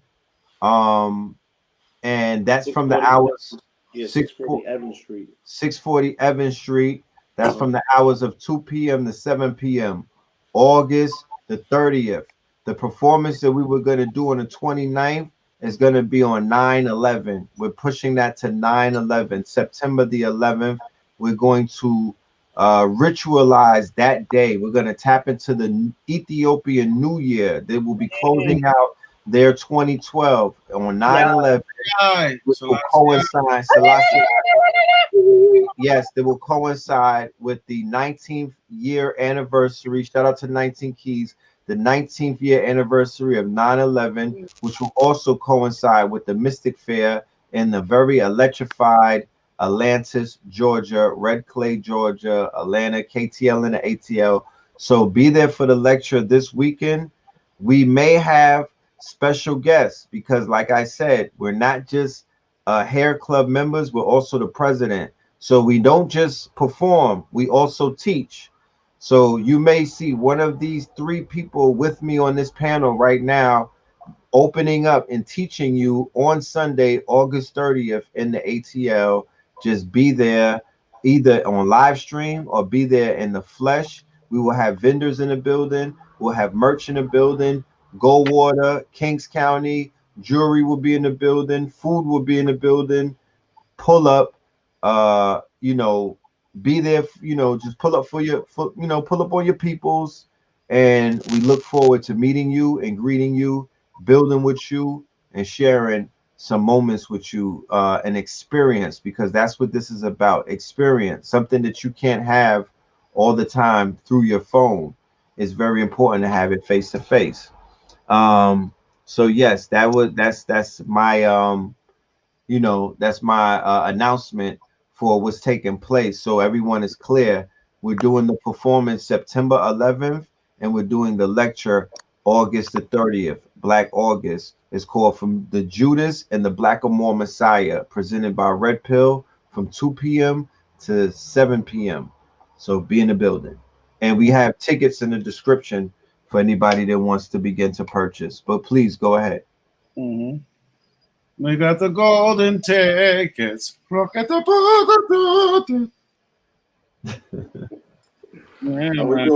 Are we closing out? What are we doing, Red? I just wanted to make that announcement. We're not necessarily closing out at the moment. I would say let's give it about 10 more minutes. Or are you ready to close out? Yeah, I got 5%. I had a business meeting I had to attend at a hookah bar. I think that's not gonna happen. The hookah burnt, the hookah smoked up. All of them charcoals is done. Hey. But I think that we said a lot, this evening, and we got some good perspectives out there. I don't want too much celery to ruin the soup. Facts. I love the balance. I love the aspect of what the goddess was bringing. Her story was very genuine. It was very transparent. It was, I felt like everyone else felt. We were in goddess theater. You know what I'm talking about? Yeah. So it's not. We don't get to hear that a lot in this community. So we appreciate it. Right. We got a lot of love for all of our frontline soldiers in the community of both genders, but for our sisters, the ones who are stepping up, you know, like the sister Meg the Stallion said, you know, the black woman feels unprotected. So we want to make sure that our sisters on the front line are cloaked in divine masculine energy, to know that they're protected, to know that they are going to be, you know, just held down while they do what they got to do. But at the same time, we will also, you know, sharpen each other's swords. This is not a yes men type of thing. We're not sitting up here just going along with anything. We're going to ask questions. We're going to share perspectives. And some of us will even challenge. So yes. Salute to you, Imina, for being out there. Like I said, you've been holding it down for many, many moons. The progression, the growth, everything is honorable. Is you know, me and Blue will definitely give you your flowers. You know, you've grown exponentially over the years. So we look forward to more of the growth and development, and you shining your light and tearing them stages up. You know what I'm talking about? That's right. Tear those things down. Tear those things down, you know.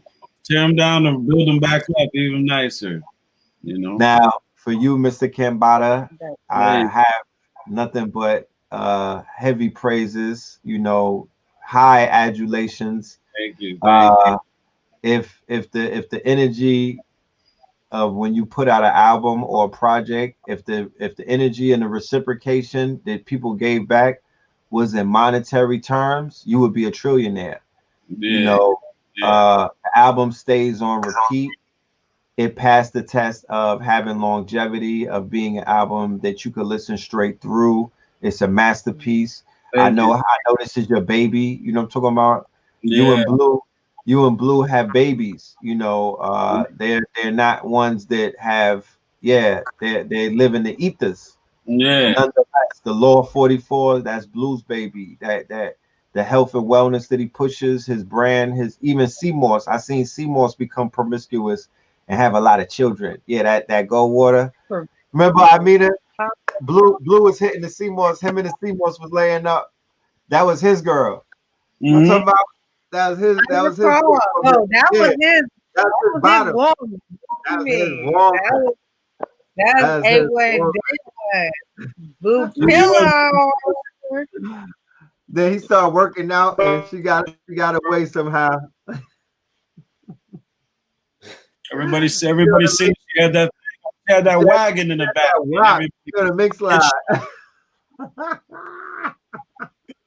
That Seven Heaven had that wop. Oh Lord, wait. She did. She's a toe tickler. Yeah, now everybody got it. I mean, yeah. That's a real. She like hip hop, you know what I'm saying? She like hip hop. The whole world got it now. But Kambata, you know, Wow. LSD was also a page and a fulfillment of this prophecy that I was speaking about this year called the Corona Rising. And the Corona Rising was the manifestation of a cosmic force that came alive and awoke inside of people, you know, who, like I said, who are entangled or they are tethered to the story that they have tied themselves to, with the fact that our people are so religious, our people are so entrenched and entwined in aspects of Christianity, even, you know what I'm saying? Then their ancestral self ties into that narrative, and their cosmic self ties into that narrative, and their now self ties into that narrative. You know what I'm saying? So when I seen you on that cusp of Cancer, you know, right next to Leo on your 33rd, come out with LSD, and that represents the moon and the sun. You dig what I'm saying? Like, yeah. Then you got the nigga Christ, and I watched your live when the album came out, and you were doing commentary about each cut. Yeah. You know, and we went through that journey, you know, that cosmic journey with you. You know, that was the Corona Rising. And as far as I'm concerned, I'm like, look, this is the manifestation of it. You know, this is somebody who personifies it in their life. You know what I mean? you easily released what to me was the most complete piece of 2020 because it spoke specifically to the time that we were in, and it gave people, you know, backlog conversation about not only the time, but you provided a soundscape for what the future sounds like. Yeah. You get what I'm saying? Like the way that you templated your album is the way the albums have to be done in this new world that we live in. You dig what I'm saying? And the fact that because it also had this psycho this what you call it, you know, psychedelic appeal to it, it made it dimensional even in the sonics of it, even the way that you hear it. And then you went, you know, even not only rhyming, but you know, exploring the aspects of singing in it. You know what I'm saying? It's an Aquarian age artifact. You feel me? Yeah. So I mean, once again, like I said, I'm making these observations that probably will be fully realized and calculated 30, 50, 60 years into the future. You know what I'm saying? But this is what these moments in time represent. You feel me? So when I observed it and when I witnessed that, I was like, you know, we are seeing, you know, we are seeing things that are fulfillment. You know, the book is open and the seals are broken, and we are witnessing people come into these things, you know, these pockets and these moments in time that we read so much about, but we became mystified by them. You dig what I'm saying? yes. For there to be a time when it was Orishas, for there to be a time when it was prophets, for there to be a time when there was messengers, there has to be all of that right now. You feel me? And we are bearing witness to the people who are etching that, you know, in the cosmic, you know what I'm saying? Like when you go to a funeral and you gotta sign that book, Yes. yeah, that shit right there. That So part. yeah, that part, you know, Sister Mina, I know who you are. I've observed your transformation. I've seen you on stage and performance. I still have the footage from Juneteenth when we was down here last year tearing it up. You feel me? And you gave a cosmic performance at a very cosmic time. It was something going on in the sky at that time. I forgot what it is specifically, but I'm like, look at her. She's right on time. She's representing that energy. She put the ancestors in her performance. Spirits was in the building with you. We all picked that up. You know what I'm saying? Spirits was in you. You feel me? Like I seen the whole demonstration, so I know the energy that you carried. I know where your passion comes from. You know what I'm saying? What I'm telling you is that it's time to use the cosmic energy of divine femininity to attract your tribe. You know what I'm saying? And then y'all gotta go and create somewhere else that's more divine. You know, the earth is big and that shit is wide open right now. You know, it might not be open all the time, and it might be totally open, but it got to be open here first. You know, it's time for us to say enough is enough. You're not gonna reverse this shit, but you could build something that's far more superior to it. If in fact, you know, you look to give spirit, you know what I'm saying, that place that it deserves on that altar, you know what I'm saying, that pedestal that you know these women is built of. They're gonna have the same urges that you having, but a lot of them is now just going through their journey, and we watching teenagers in the cosmic sense of us being adults and elders. You feel me? And the whole world is being run by teenagers because their president is a fucking teenager. Like, and that has a strong permeation on society. Who sits in that seat and what energy that they giving off to the rest of this country, because that sets the current as well. That sets the social current. This is a very childish environment that we live in because of the politics. You know what I'm saying? Right. For real. And For real. the stuff that requires a lot of deep shit or heavy food that you gotta break down. Like, nah, feed them. It's baby food season. Like, Feed you know them what I mean? pink. But It is baby food season. but at the same time, That Gerber babies out here. that Gerber baby. But at the same time, a LSD can still be the ripple effect. You feel me? Yeah. Because Yeah. there's still enough people who still remember Mm-hmm. and who know what classic, you know what I'm saying, context and sonics is when they hear it. So Mm-hmm. to me, it's like the chronic of 2020. Like the Right. sonics is different. You feel Yeah. me? Yeah. Yeah. I think So that's been my plight as an artist, is to have a level of self isolation to where I'm unaffected, so I can create as pure and authentic as possible. And you know, I was reading the message, and someone in message that unless my music can affect the youth, then essentially I'm losing. I think just from a personal my personal relationship with music is from the aspect of a youth, meaning that I took something that I realized when I was a youth, and that's if I isolate my time with my imagination, I can make magical things happen. And I've been stubborn in the fact that I've been able to keep this going into my adult age. So I create for the sheer force and for the purpose of creating something that is obscurely abstract but relatable enough to where I can give people new discoveries mentally. I'm not worried about age, any of that stuff. I honestly do this for complete separate. I just dropped this album, and I've been in silence since. It's postpartum depression I get. You know, it's because I don't see. I once I get to the top of Mount Everest, I realize that there's another Mount Everest two times as big. So my only time after an album is enough rest to allow my rubber band to go back. But my purpose sees no end. You know, there very little time to celebrate because there is an angst, there's an urge inside of me beyond my body. I don't even care about. Literally, I struggle with being a rapper and being this personified image and interacting and doing shows and stuff like this.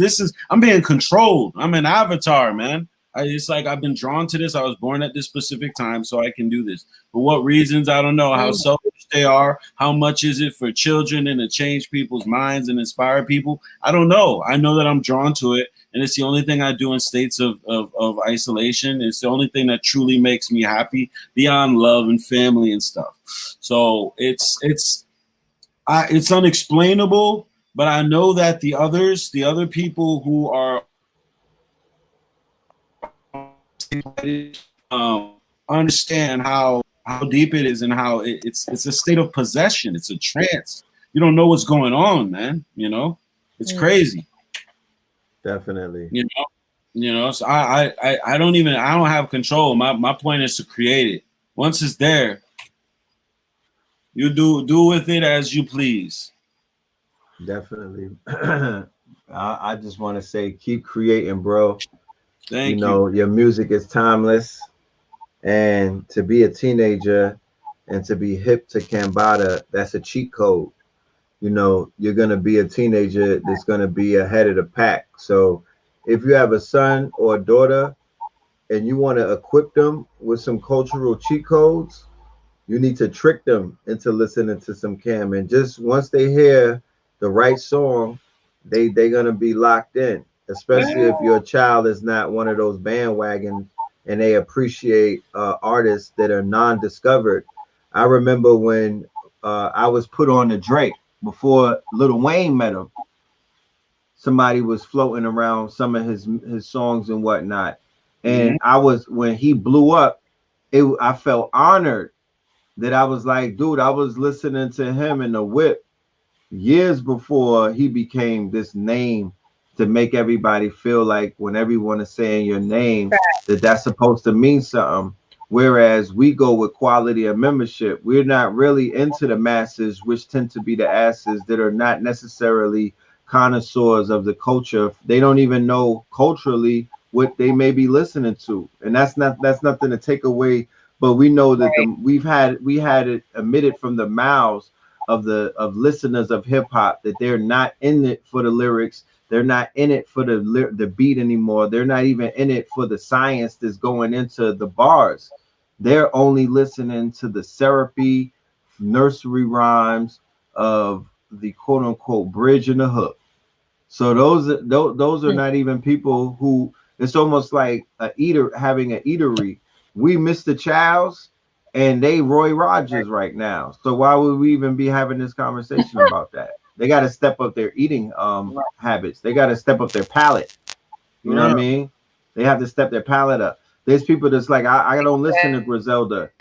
That's an avant-garde type of sound. You have to be in a certain type of you have to have a certain taste. Some niggas eat dolphins and frog legs. Dolphin me, dude. But yo, not to interrupt, Sister IMINAH, I would love to hear your music too. I'm definitely intrigued. To definitely send me my Instagram is @CAMBATTA music. I'm always looking to hear. We've been talking about my music. Definitely looking to expand and meet new artists. I'm sure I'll be able to hear your stuff at the performance, but I was definitely your story was definitely intriguing. So I'd love to hear how that translates musically. And I thank Red and Blue for, always giving me inspiration and motivation for this. And, we're going to work. We got some special stuff with Red. We've been working on his album for, I don't know how long. While we was finishing up LSD, we started on that. So we got a long trail to go. Yes, indeed. Yes, indeed. Yes, indeed. Yeah, but I actually have to get a little. It is really a little tummy pregnant, blessing and a real honor. Thank you. So you want to leave us with some words of encouragement, Sister IMINAH? Yeah.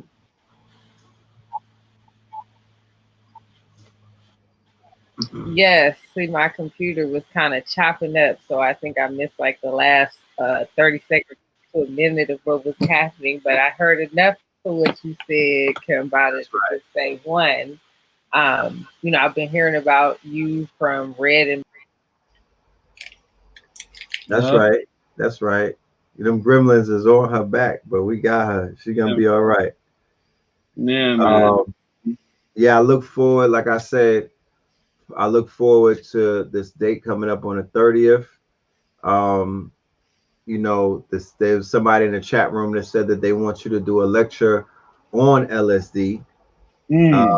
I guess the album and the actual molecules.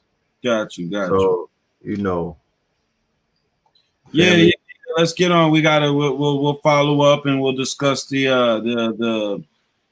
arrangements and the details and the mechanics, and we'll get into the antics. That's right. That's right. IMINAH, you back with us? There you go.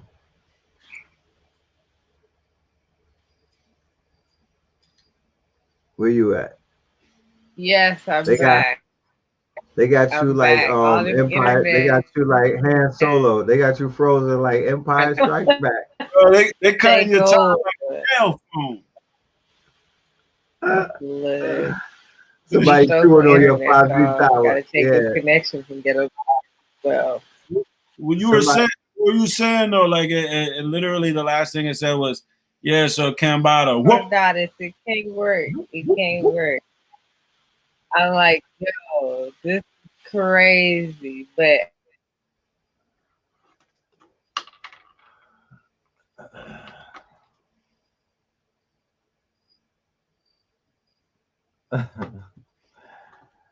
you might have to mail in the ballot. We might have to have her do a mail-in ballot. Just write in what you want to say. We're gonna read it online. Look, we'll have plenty of time to talk and plenty of blackboard and chalk. So that's right. What song do you want us to end this on tonight? What song should we end this? We've been opening up with 24 hours, so you get to make this choice. Horus, then Son of Horus. I mean, okay.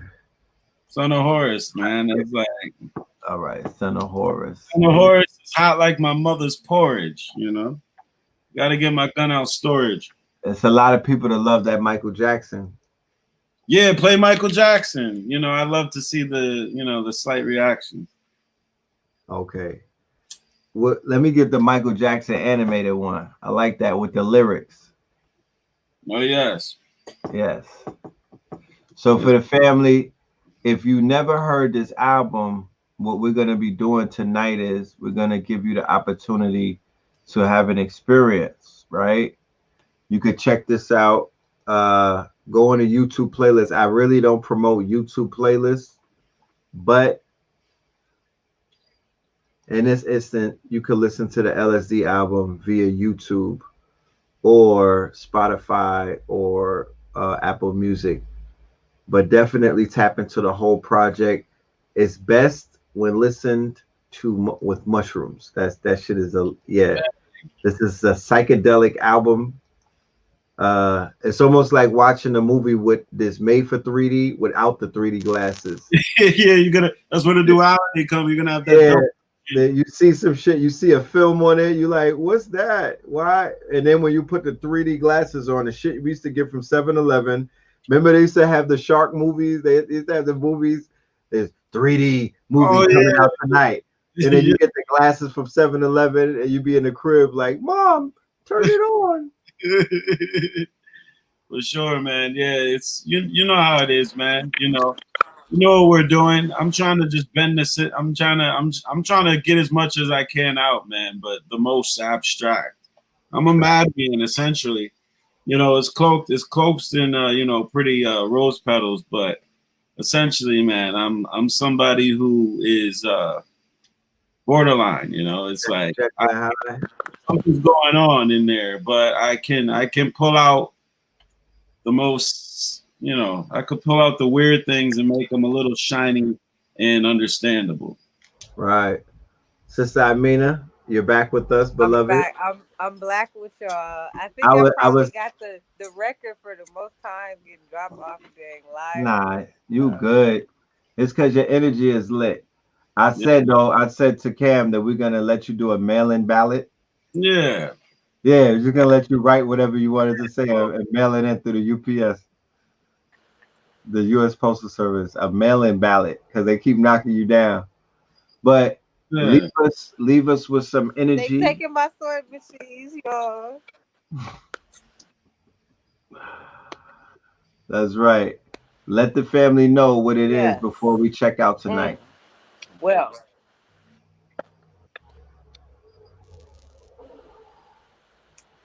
from ghetto to goddess, it's time that we rock it. I'm calling my set. Neb het sekamet. Goddess is the set. My mind be on, and if you thinking it's blasphemy, sorry, you're wrong. I'm seeing God through my own race. I'm in a divine place. God through my own race. I'm in a divine place. I ain't believing no pie in the sky. I'ma wake up and live. I know the most high. Let's go to another level. Get more ancestral. Give thanks for how we living and be forgiven for the things we didn't know or didn't show. Give thanks for progress. Miracles, get more intuitive, spiritual, make our prayers every day more literal. So rock with me like from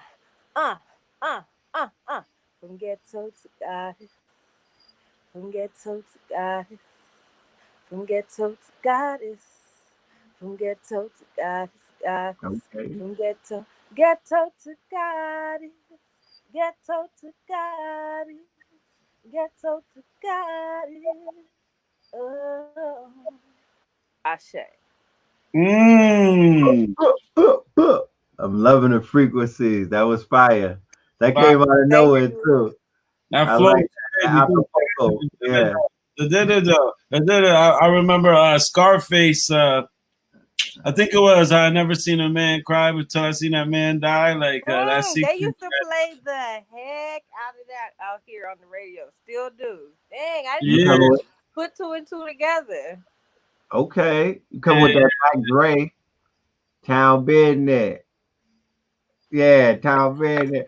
You know what I'm talking about? We could crop to that. We do not. That's LA. I got love for LA, but that's okay. down there. We go dumb. Well, we were going dumb, and we hyphy up here. They crumping in LA. They I'm growing my locks just for that. That's why I'm growing my locks. So I can go dumb. So, like I said to the family, we look forward to meeting all of you in real life, or we look forward to seeing y'all on the live stream when we doing our magic on August 30th. Tap in and tune in. You're gonna see this energy re-represented in Atlanta, and on September 11th, really tap in. You're gonna see this energy represented in a performance state. We're gonna be turning into our avatars. We're gonna be getting into our superhero selves and performing for y'all. Yes, putting on that ski mask, and we can't, think carnival. Especially when IMINAH get on the stage. Think carnival, right? Think Kundalini rising. That carnival, that carnal evil. That's right. We're gonna turn up. We're gonna leave us tonight with a song by CAMBATTA called Michael Jackson, off of the LSD project. All right. Yes, indeed. Thank you, LSD CAMBATTA. Thank you so much. Yeah, let's go. Yes, I just want to thank y'all, Red Pill, Blue Pill, for always keeping it real. That's right. Shout out your mama Pill. You know what I'm saying? Oh yeah. Lift her up. Thank you for even saying that. From another mother, but she's definitely, an extended mama to me and many people in the community. So just gotta lift everybody up. Gotta bless you up, CAMBATTA. I've been hearing so much great things about you, and your music that I have heard is very dope, very amazing. I will look forward to experiencing my first LSD trip. Oh yeah. Well, hey, that's lots of mysteries in the granddaddy's attic. Well, so yeah, peace. I think we're about to play a song, right? Yeah, this is Mama Pill on IG. She just launched her product, her IG page for her product line, Greenleaf Herbals. Yes, make sure y'all go follow her. She's gonna be turning up on social media. We convinced her to get on the Instagrams. She's turned in real life, so she's turned. I'm trying to explain to y'all. That's fact. She is turned in real life. I don't even think they be understanding how turned Mama Pill get. She turned up like the squash. She turned up like the squash. They don't know. They think that I'm an isolated incident. They think the Red Pill's turn up is isolated. I'm trying to let y'all understand that I'm attached to her energy, and that energy is Mama Pill. You're the apple, she the apple tree, So that's a super fact. That's a super fact. Yeah. All right, yo. LSD, this is Michael Jackson. Let's tap in. Let's get it. All right. Oh, Shimon. Love and light to the family.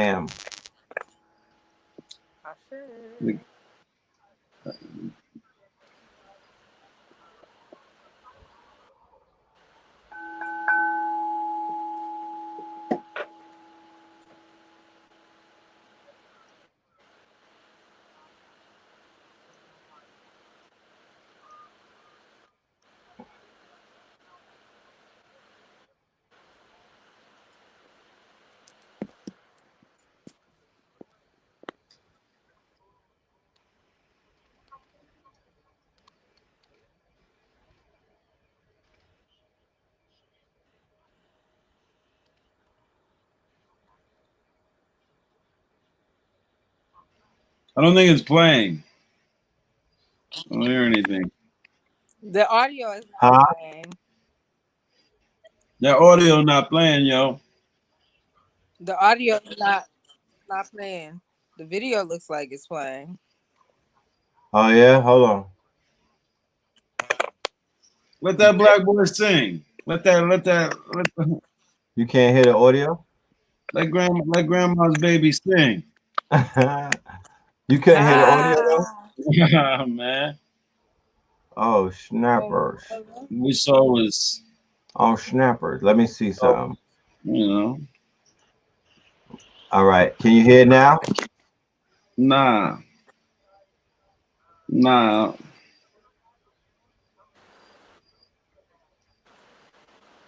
Interesting. Let me see why that is.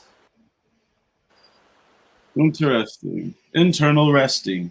Look, you talk about all the internet trolls getting to me. Now look at you, brother. Now look what's going on. I wonder why that is. Let me see. Could it be the copyright? Maybe the striking line. I think there's a try a second video link. Try a second video link because it's on more than one page. All right, hold on. Let me see something. Can you hear it now? No, sir.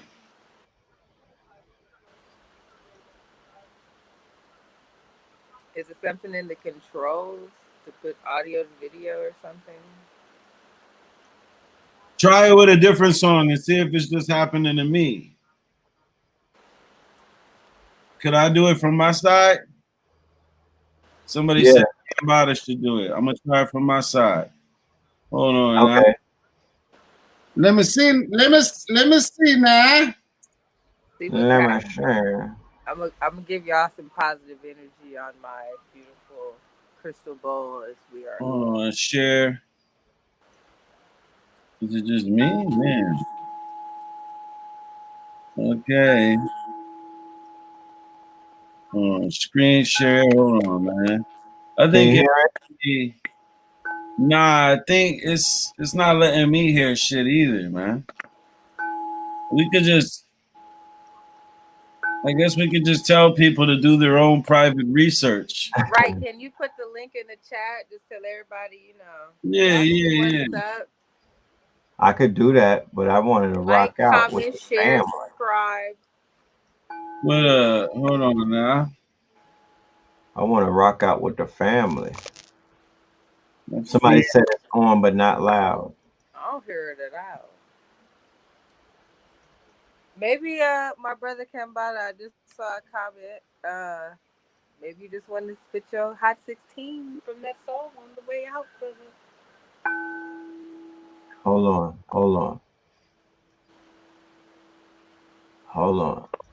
Y'all trying to turn this into Lyricist Lounge. Too late. 3 hours and 47 minutes in. We passed that. We passed that. Did you say you could share your screen, Cam? Could you pull it up? Will you share the screen? Let me see. Screen share. Allow audio. Hold on. Share audio. Some screens allow you. Okay. You know, I'm gonna share screen. Share.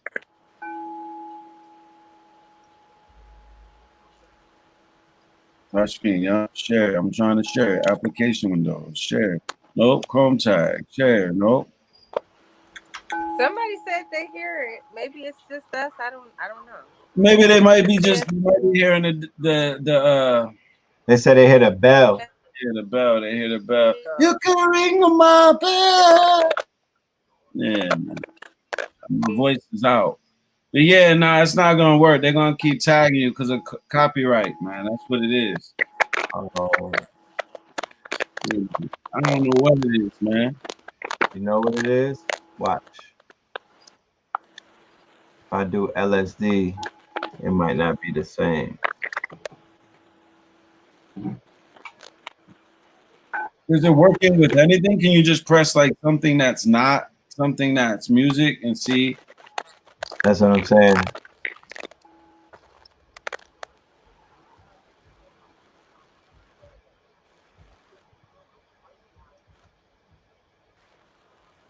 Nah, it doesn't. You're not hearing that? Nah. I don't know. That's some new shit. Yeah, you know, YouTube, they be throwing the red flags in, you know. We open 24 hours and you can hear 24 hours. Damn. Yeah. Well, it's all good. You know, the ancestors is like, you know what? We're gonna let y'all end on a note with no music, with that freestyle. That's good enough. Yeah, man. You know, that's all we needed. That's all we needed. You know, yeah, but it's. My name is Michael Jackson, the perfect mix of white and black skin, nose carved by the finest craftsmen, moonwalk across ice and aspen, modern Christ of Nazareth, beyond anything the mind imagines. My name is Michael Jackson. Golden shoulder pads on shiny jackets, diamond brightling, blinding when the lights are flashing, while fashion matching. Back when, remember the time was platinum, like Aladdin when his wife was Jasmine. She looked like Michael Jackson. Are these bones in my face or some type of plastic? I named my son Blanket, because when he was born, that's what it was tightly wrapped in. Stories never end, and I feel like Sebastian, but more like Michael Jackson. Man's body that a child's trapped in. Instead of playing this most likely practice, Joseph hit me with a violent thrashing. Workers like we addict spirits, stifle stagnant. Daddy, I ain't faggot. Give a kid a hug. People think I'm trying to grab them, call it pedophiles actions, but I'm just Michael Jackson. Asexual, inside retracted. Suppressed libido shifts to high mind synaptic. Space-time collapsing, spinning like a cyclone, twisting like a spiral traveling. And I'm not spinning like a cradle to a righteous Catholic. You know, that's just a couple bars for the stars, whether you're in war or on Mars. Thank you. Hit that bowl. Hit that bowl. Hit that bowl. The 7 bowls of God. Those are the plays. They crack it like eggs. You know, I ain't too proud to beg. That's right. That's right. So there y'all have a live performance from the God. You know what I mean? Hold on. Let me leave this Cash App for Red and Blue. Matter of fact, what's your Cash App? Let me put your Cash App down, because our people are very generous. Chapstick, dude. Instead of wearing chapstick, I wear chapstick. What's your Cash App, Cam? Because I know there's some people that want to send you some tips for listening to that album and you know the good feeling that it gave them. Yeah, it's is there a way I could type it in? I could type it for you. $sign CAMERON. Hold on, I'm going into the private chat with you. I just sent it there. All right. It's $CAMERON CARBONE. Cameron Carbone. Cameron, like spelled not camera. CAMERON, and then Carbone is like car and bone. I got you. And then it's just Cameron Carbone, and this money is not spent on bad things so I can live. Continue to like say crazy things on songs that entertain me. So I mean, I got you. What's yours, IMINAH? I believe mine is Sister IMINAH. It's either Sister IMINAH or $. It's the IMINAH. I forget. I don't want to try to look it up and mess up. If you type in Sister IMINAH, it should be right up in that thing. You could just hit that bling bling. We don't want to send the Cash App to the wrong sister. That part. It'd be Sister IMINAH and Wakanda getting your money. I will come snatch that back too. Straight. Well, straight. We're gonna put that Cash App money on another mic and a router. You know what I'm talking about? And we're gonna get right. I'm bringing you back though before our event on Sunday. We're gonna do this again. We're gonna do one more show. I want IMINAH. I might even bring another sister on board, so we can have, you know, some more divine feminine energy in the building. I like the balance, you know what I'm talking about, and you know, I like the conversation. I like where it's going. It's a healthy conversation. We need to hear more of it. We need to dive and delve into each other's affairs you know, we need to pull back the curtains and be transparent in the 2020 year. I'm not waiting for CNN or Fox 5 or Vice News to be transparent and to peel back. I'm going to do my own level of journalism. I'm going to do my own reporting. I want to be proactive and being in the energy of 2020. So we're going to do our own exploration into the inner caverns of, you know, our hearts and our affairs and our minds and whatnot, so we could get to healing. Because I know beyond a reasonable doubt that some sisters, many people, sisters and brothers, got some healing and some consoling tonight by listening to the story of redemption and the story of transformation and the story of growth and development that not only you share, Sister Imina, but we all share it, because we all come from somewhere. If you listen to Cam's music, he's speaking about transformation. He's speaking about translating pain into joy and whatnot. And, you know, some of the journeys that many of us have gone through, and he's articulating it. So, you know, I just want to say thanks once again. I look forward to what we got coming up in Atlanta. I want the people that's feeling this conversation to show your support by buying the tickets. I want to show the brothers and sisters who I have on this panel tonight that I support them. So this is a reciprocation thing. I'm telling them that y'all got love for them. So y'all got to show them that y'all got love for them by getting these tickets and promoting and supporting our music and our science, our arts and our sciences. It's not just one thing to respect a person's science, but we're going to introduce you to the arts as well. And like Erykah Badu said, you know how I feel about my art, you know. Yo, peace, man. I thank you guys. I'll speak to you soon, man. Have a good night, man. We're going to chop it up like onions. Let's do it. Right. Love and light, y'all. Peace and love. Blue pillar. Peace. All right. No Blue. doubt. Yes, yes. Brr. All right, y'all. I'll catch up. All right. We'll see you on Monday.